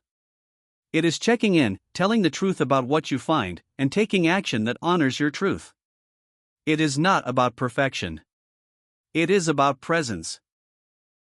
It is about noticing when you have drifted into old patterns of self-betrayal and choosing to return to integrity without judgment. One powerful practice for cultivating this attention is the evening review. Before sleep, take 10 minutes to reflect on the day through the lens of self-trust. Ask yourself, where did I show up for myself today? Where did I abandon myself? Where did I keep promises? Where did I break them? This is not about cataloging failures. It is about developing awareness of your patterns so you can consciously choose differently. As you review, notice the moments when you overrode your needs. What was the trigger? Was it fear of disappointing someone? A belief that your needs were less important? A habit of prioritizing external harmony over internal integrity? Do not judge what you find. Simply observe it with curiosity. Each observation is data that helps you understand the architecture of your self-betrayal so you can dismantle it with precision. Then, and this is crucial, ask yourself what it would have looked like to honor yourself in those moments. Not what would have been comfortable or easy, but what would have been true. Perhaps it would have meant saying no. Perhaps it would have meant asking for help. Perhaps it would have meant sitting with discomfort instead of immediately fixing it. Visualize yourself choosing that path. Feel what it would have felt like in your body to honor yourself. This visualization is not fantasy. It is rehearsal. You are creating new neural pathways that make self-trust more accessible the next time a similar situation arises. Here is a specific exercise you can begin tonight. Take out a journal and draw a line down the center of the page. On the left side, write the heading "Moments I abandoned myself today." On the right side, write "Moments I showed up for myself today." Fill in both columns honestly. You may find the left column much longer than the right, especially when you are beginning this practice. That is not a problem. The goal is awareness, not judgment. Now look at your left column. Choose one moment of self-abandonment and ask yourself these questions. What was I afraid would happen if I honored myself in that moment? What old belief was driving my choice? What would I need to believe about myself to make a different choice next time? Write down your answers. This inquiry is the beginning of transformation. You are making the unconscious conscious, and what is conscious can be changed. Tomorrow, before you go to sleep, repeat this practice. And the next night. And the next. Over time, you will notice patterns. You will see that you abandon yourself in predictable ways with predictable people in predictable circumstances. This recognition is powerful because patterns can be interrupted. Once you know your triggers, you can prepare for them. You can decide in advance how you want to show up when that difficult colleague makes an unreasonable request, when your family expects you to override your limits during the holidays, when your inner critic tells you that taking care of yourself is selfish. The transformation from self-betrayal to self-trust is not linear. There will be days when you revert to old patterns, when the pull of external approval overrides your commitment to yourself, when you abandon your boundaries to avoid conflict. These moments are not failures. They are opportunities to practice returning. The alchemy happens not in perfection but in the repeated choice to come back to yourself with compassion. Imagine your relationship with yourself as a garden. For years, perhaps decades, it has been neglected. The soil is depleted, the weeds are overgrown, the infrastructure is crumbling. You cannot transform this garden overnight. But you can show up each day with your tools. You can pull one weed, plant one seed, water one struggling plant. Day by day, season by season, the garden transforms not through dramatic intervention but through faithful tending. Self-trust is the same. It is built in the daily tending. In the small promises kept. In the boundaries honored. In the moments when you choose your truth over someone else's comfort. Each of these acts is a seed planted in the soil of your becoming. You may not see immediate results, but beneath the surface, roots are growing, strengthening, creating a foundation that can support the flowering of your full self. As this foundation stabilizes, you will notice changes in how you move through the world. Relationships that once felt fraught with anxiety become clearer. You stop twisting yourself into shapes to earn love because you are no longer abandoning yourself to receive approval. You attract different people, or the people already in your life respond differently to your increased solidity. Decisions become easier because you have access to your inner knowing and you trust it. The constant low-grade anxiety that comes from living in self-betrayal begins to lift. This is the alchemy. You are not becoming someone new. You are becoming someone real. You are transmuting the habits of self-abandonment that were adaptations to impossible circumstances into practices of self-trust that reflect your inherent worth. You are learning that you do not need to earn your own love through performance or perfection. You simply need to show up, tell the truth, keep your promises, and treat yourself with the dignity you have always deserved. The journey to self-trust is the journey home to yourself. It is returning to the wholeness that was always there beneath the adaptations and armor. It is remembering that you are not a project to be fixed but a presence to be honored. Every small promise kept is a step on this path. Every boundary honored is a declaration of your worth. Every moment you choose yourself is an act of revolutionary love. Begin today. Choose one small promise you can make to yourself. Write it down. Keep it. Tomorrow, choose another. Let the practice be simple, consistent, and compassionate. You are not trying to become someone you can trust. You are revealing the trustworthy presence that has been waiting beneath the layers of self-betrayal all along. This is your birthright. This is your homecoming. This is emotional alchemy in its most essential form, transforming the habit of abandoning yourself into the practice of never leaving your own side. Chapter 5. Living as your highest, most loving self. There comes a moment in the alchemical process when the transformation is no longer something you are working toward but something you are living from. The practices that once required conscious effort begin to flow naturally. The boundaries that once felt terrifying to set become expressions of self-respect so fundamental you cannot imagine living without them. The inner peace you once chased through external circumstances becomes a ground you stand on, regardless of what storms move through your life. This is not the end of the journey. It is the beginning of living as your highest, most loving self. But what does it mean to live as your highest self? This phrase has been so overused in spiritual circles that it has lost much of its potency, reduced to a vague aspiration divorced from the messy reality of human existence.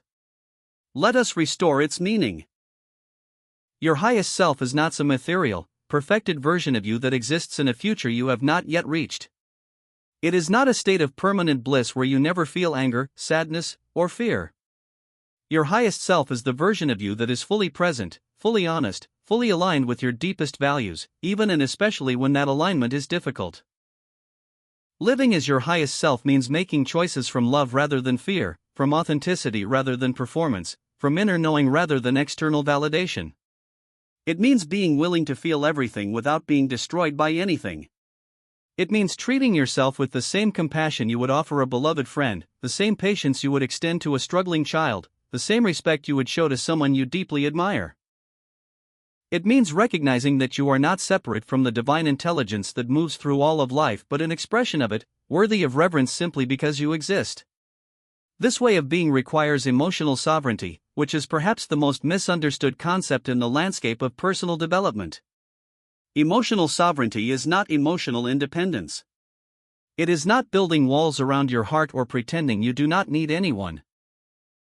It is not the cold self-sufficiency that masquerades as strength while actually being a defense against intimacy. True emotional sovereignty is knowing that while others can influence your emotional state, they cannot determine it. It is understanding that you are responsible, capable of choosing your response to whatever arises, rather than being at the mercy of external circumstances. Consider the difference between these two statements. You made me angry versus I feel angry in response to what you did. The first statement hands your power to someone else, making them responsible for your emotional state and implicitly demanding they change so you can feel better. The second statement claims your experience while maintaining your agency. It acknowledges the impact of another's actions without collapsing into victimhood or blame. This shift in language reflects a profound shift in consciousness, a movement from emotional reactivity to emotional sovereignty. Developing emotional sovereignty begins with the recognition that feelings are not facts. They are important messengers, valuable sources of information about your needs and values, but they are not objective truth. When you feel rejected, it does not mean you are rejectable. When you feel like a failure, it does not mean you have failed at being human. When you feel unlovable, it does not mean you are unworthy of love. Feelings are weather patterns moving through the landscape of your inner world. You can acknowledge them, learn from them, and allow them to pass without letting them define your reality. This does not mean bypassing or suppressing your emotions. Emotional sovereignty is not about transcending your humanity but about inhabiting it more fully. It requires feeling your feelings completely while not being enslaved by them. It means sitting with rage without acting from rage, experiencing grief without becoming grief, noticing fear without letting fear make your decisions. This is advanced emotional work, and it takes practice. One of the most powerful practices for developing emotional sovereignty is what I call the sacred pause. When you notice a strong emotional reaction arising, especially one that typically triggers reactive behavior, you pause. You do not immediately speak, act, or make decisions. You simply breathe and create space between stimulus and response. In that space, you ask yourself, what is this feeling trying to tell me? What do I actually need right now? How do I want to respond from my highest self rather than my wounded self? Let me share the story of Maria, a woman who transformed her entire relational life through this practice. Maria had spent decades in a pattern of explosive anger followed by crushing guilt.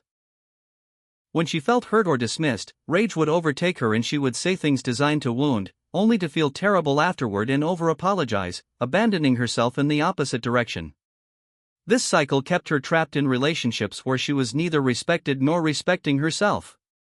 When Maria learned about the sacred pause, she was skeptical. How could simply waiting change anything? But she committed to trying.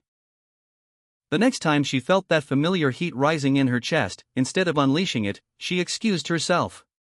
She went to the bathroom, locked the door, and breathed. She felt the rage in her body without acting from it. She noticed the tightness in her jaw, the heat in her face, the way her hands wanted to clench into fists. Then she asked herself the questions: what is this anger protecting? Beneath the rage, she found hurt. Beneath the hurt, she found a belief that she did not matter. And beneath that belief, she found a need to be seen and valued.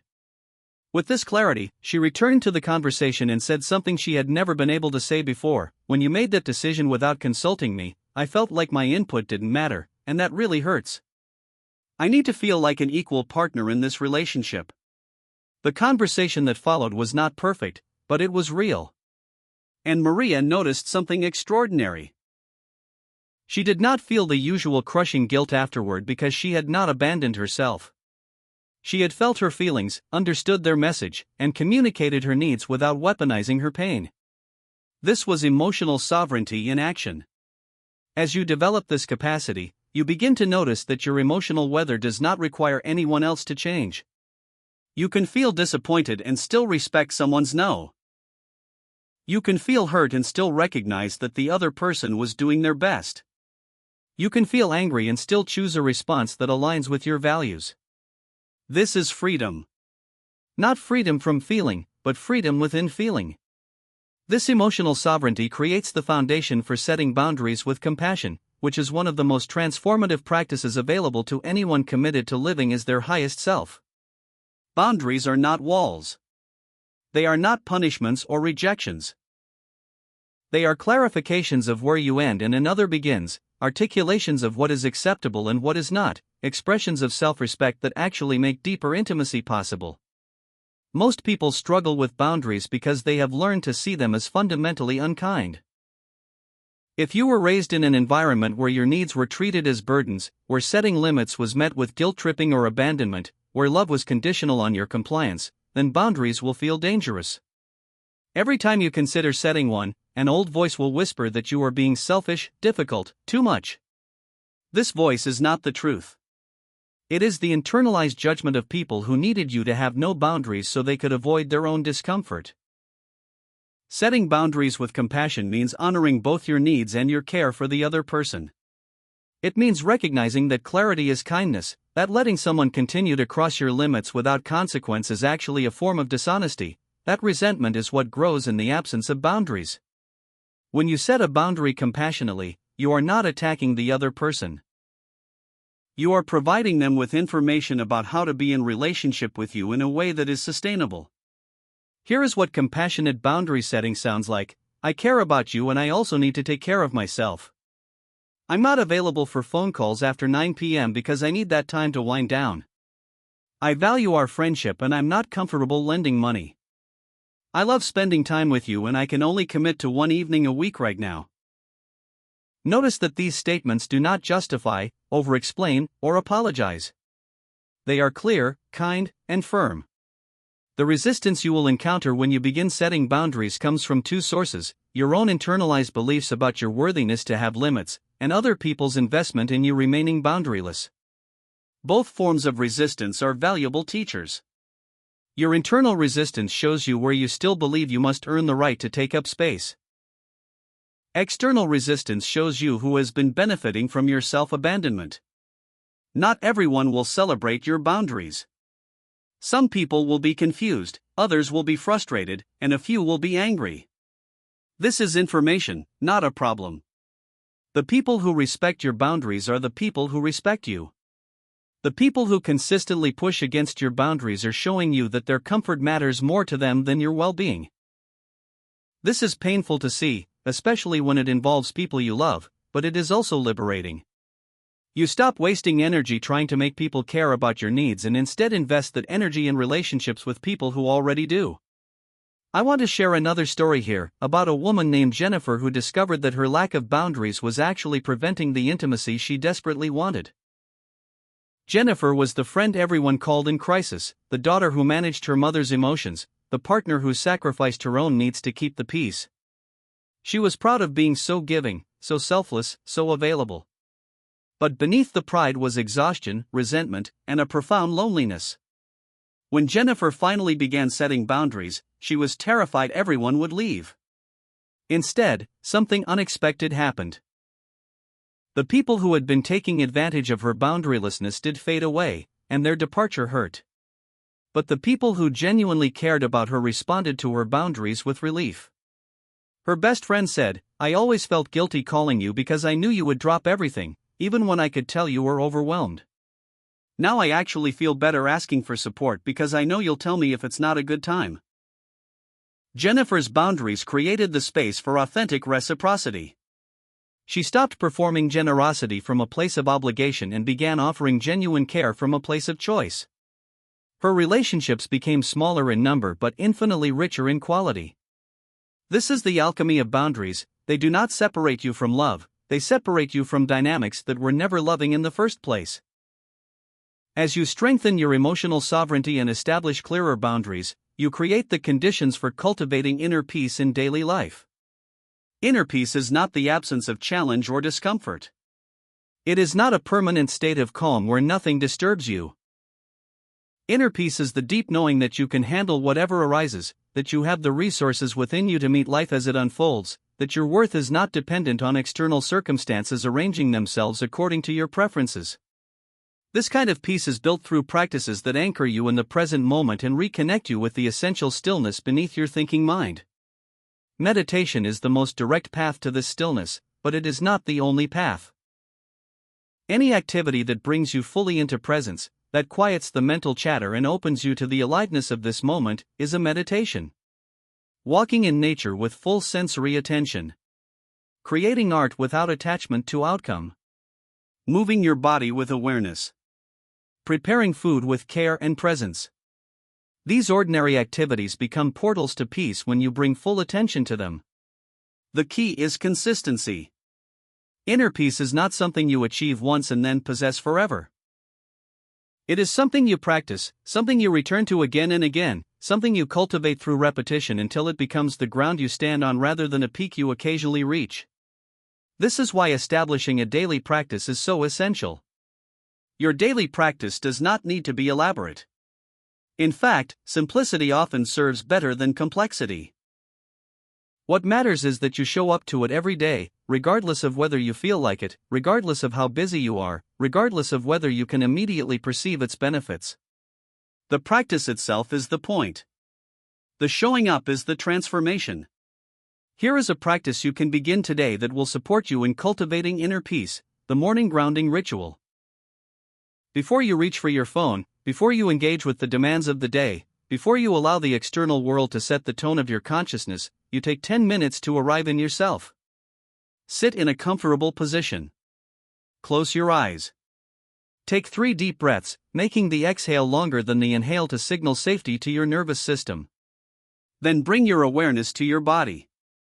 Notice the points of contact between your body and the chair or floor. Feel the temperature of the air on your skin. Listen to the sounds around you without labeling them as good or bad. Simply be present to what is. When your mind wanders, and it will, gently bring your attention back to the sensations of this moment. You are not trying to stop thinking. You are practicing noticing when you have been pulled into thought and choosing to return to presence. After several minutes of this sensory awareness, place one hand on your heart and one hand on your belly. Feel the rise and fall of your breath. Silently say to yourself, I am here. I am safe. I am enough. Let these words land not as affirmations you are trying to convince yourself of, but as simple statements of truth. You are here, in this moment. Your nervous system is safe right now, in this breath. You are enough, exactly as you are, to meet this day. End the practice by setting an intention for how you want to move through the day. Not what you want to accomplish, but how you want to be. Perhaps you choose presence, or patience, or openness, or courage.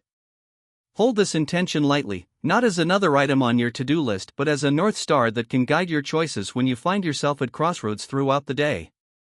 This practice takes 10 minutes. You have 10 minutes. What you are really saying when you claim you do not have time for practices like this is that you do not believe you are worth 10 minutes of your own attention.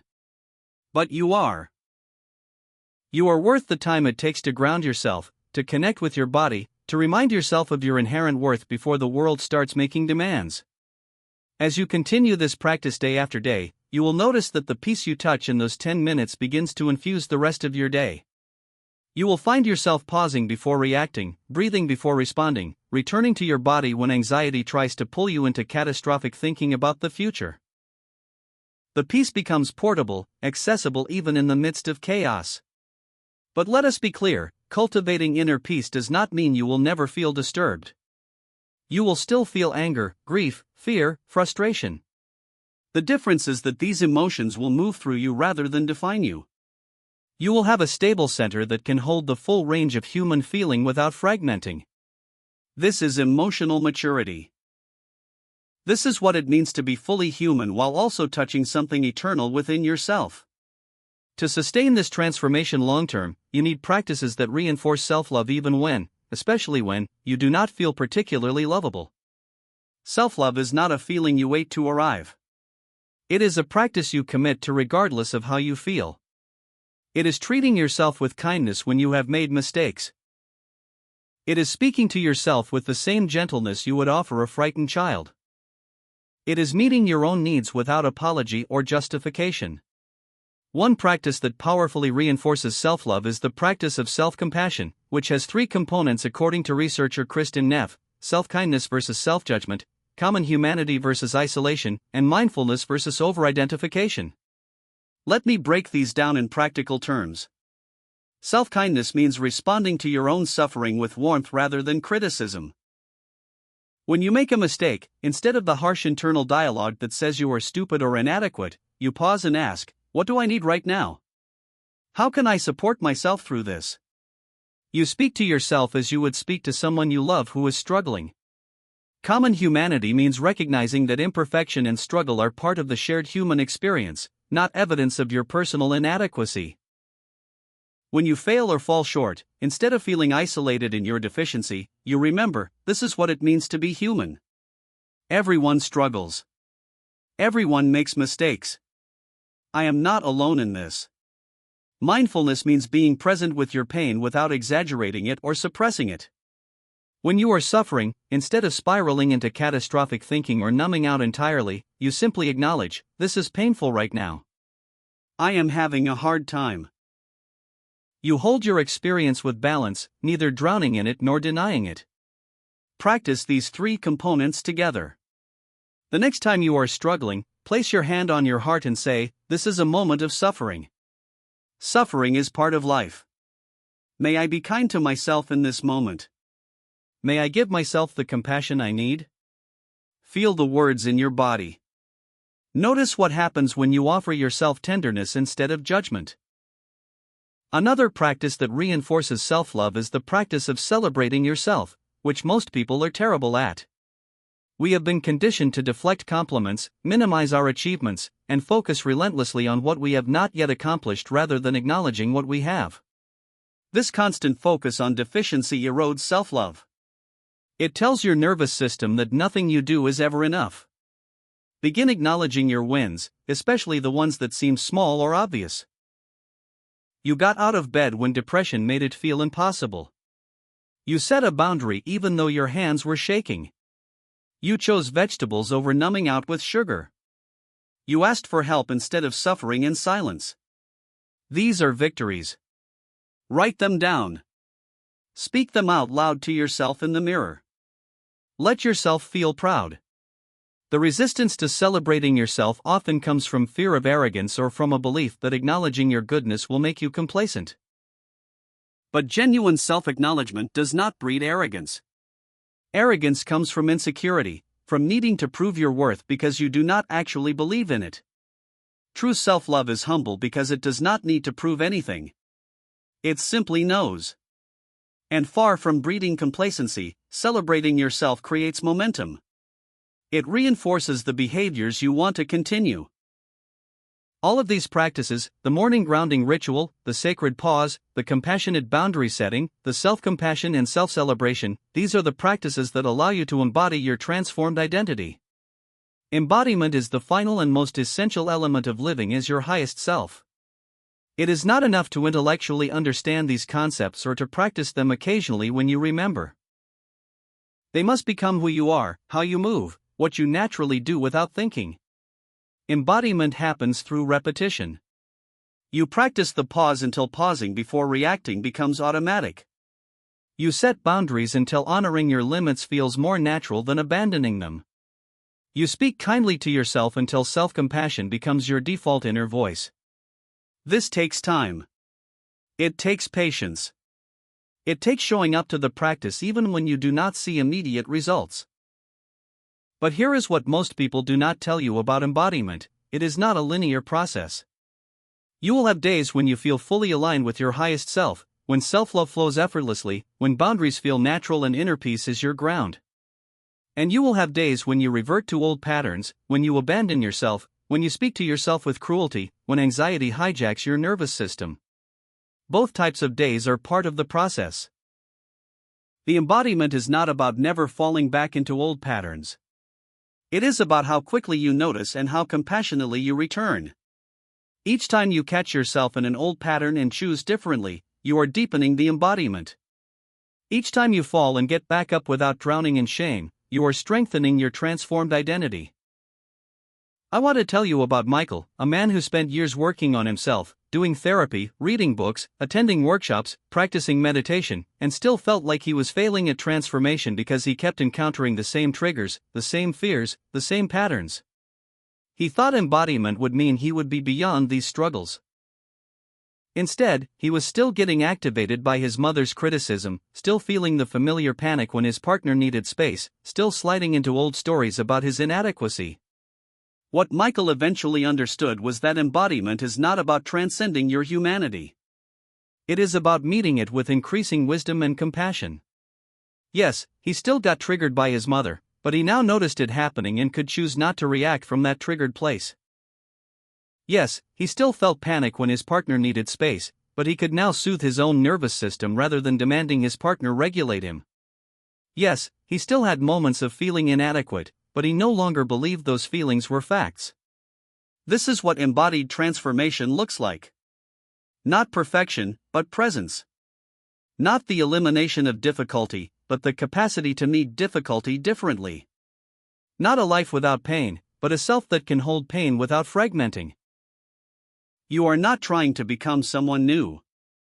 You are revealing who you have always been beneath the conditioning, beneath the wounds, beneath the adaptations you made to survive environments that could not hold your full humanity. Your highest self is not waiting for you in some distant future. It is here, now, in the choice you make in this moment to treat yourself with love. Living as your highest, most loving self is a practice you will engage with for the rest of your life. There is no graduation, no final arrival. There is only this moment and the next, and the choice you make in each one. Choose presence. Choose kindness. Choose truth. Choose yourself. Again and again and again. This is the path. This is the practice. This is the life you are here to live. Living as your highest self is not confined to personal practices alone, it extends into all areas of your life. How you show up in your work, your relationships, your creative endeavors, and your role within community becomes the real testing ground of this transformation. Living as your highest self in your work life means replacing perfectionism with a commitment to excellence. Perfectionism comes from fear. You try to appear flawless so that your inadequacy will not be discovered. A commitment to excellence comes from love. You take care to do your best work because you respect what you are doing. The difference is subtle but transformative. The perfectionist lashes themselves when they make a mistake. The person committed to excellence learns from it. The perfectionist experiences feedback as an attack. The person committed to excellence sees feedback as an opportunity for growth. This shift in perspective not only makes you better at your work, it also reduces the stress your work causes you. Here is a practical exercise. When you begin your next work project, ask yourself 2 questions. The first, am I trying to prove myself in this project, or am I creating value? The second, what does success look like, and what does failure look like? Asking these questions clarifies your motivation and moves you from perfectionist thinking to purpose-driven effort. Authentic connection in relationships. Living as your highest self in your relationships means stopping the performance for love and taking the risk of being seen as you are. This is a terrifying prospect for most people because we have been taught that our real self is not good enough. But authentic love begins where the masks fall away.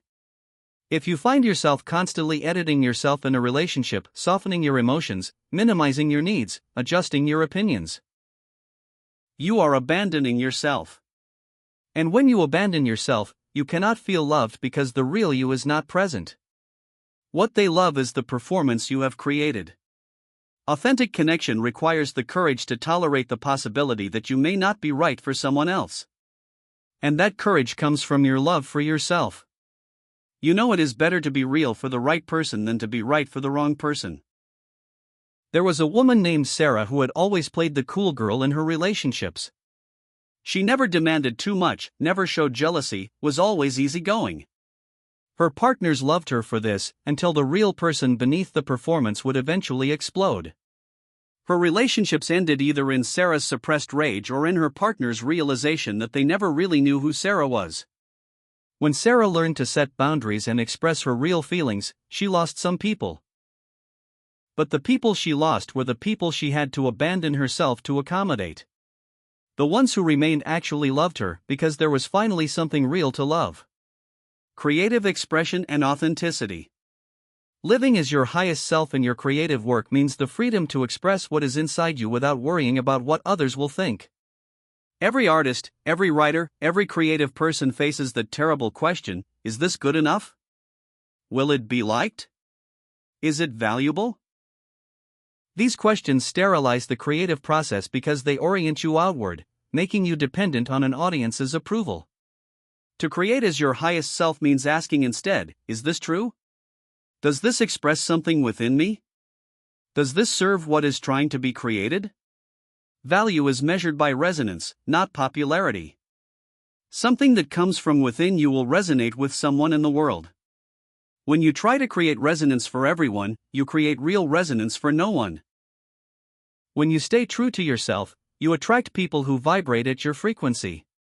Here is a practice. For your next creative project, create without concern for criticism or evaluation. Tell yourself you are making this project as if no one will ever see it. Create purely for the sake of creation itself. Then when it is finished, decide whether to share it. But the act of creation is already complete, requiring no approval. Community and social responsibility. Living as your highest self naturally includes the desire to serve something larger than yourself. True self-love never devolves into narcissism because when you love yourself deeply, your capacity to love others expands. You see that all life is interconnected, and contributing to the welfare of the community becomes not self-interest but natural expression. However, if this service comes from self-sacrifice, it is unsustainable. Depleting generosity harms both you and the people you serve. True service comes from a full cup. Taking care of yourself is not selfishness, it is the prerequisite for sustainable generosity. Maintain your boundaries within community. You must be able to say no so that your yes can be genuine. When you do not have the resources or energy to help in every situation, acknowledge that. When you say yes to situations that are not right for you, you leave no room for opportunities that truly are. Meeting difficulty, from resistance to resilience.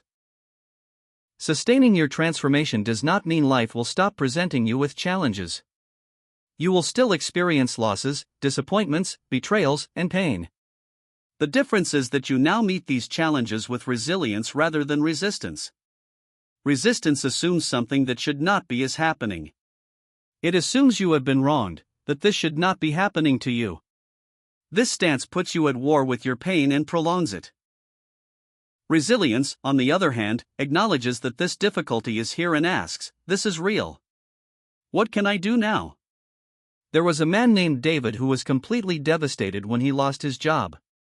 For months he raged at the unfairness of life, felt sorry for himself, and drowned in stories of his worthlessness. Then one day, something shifted. This is real, he realized. This happened. I have every right to be angry, but this anger is not bringing me back to where I had a job. Where can I use my power to move forward? This acceptance was not resignation. It was not defeat. It was cooperation with reality.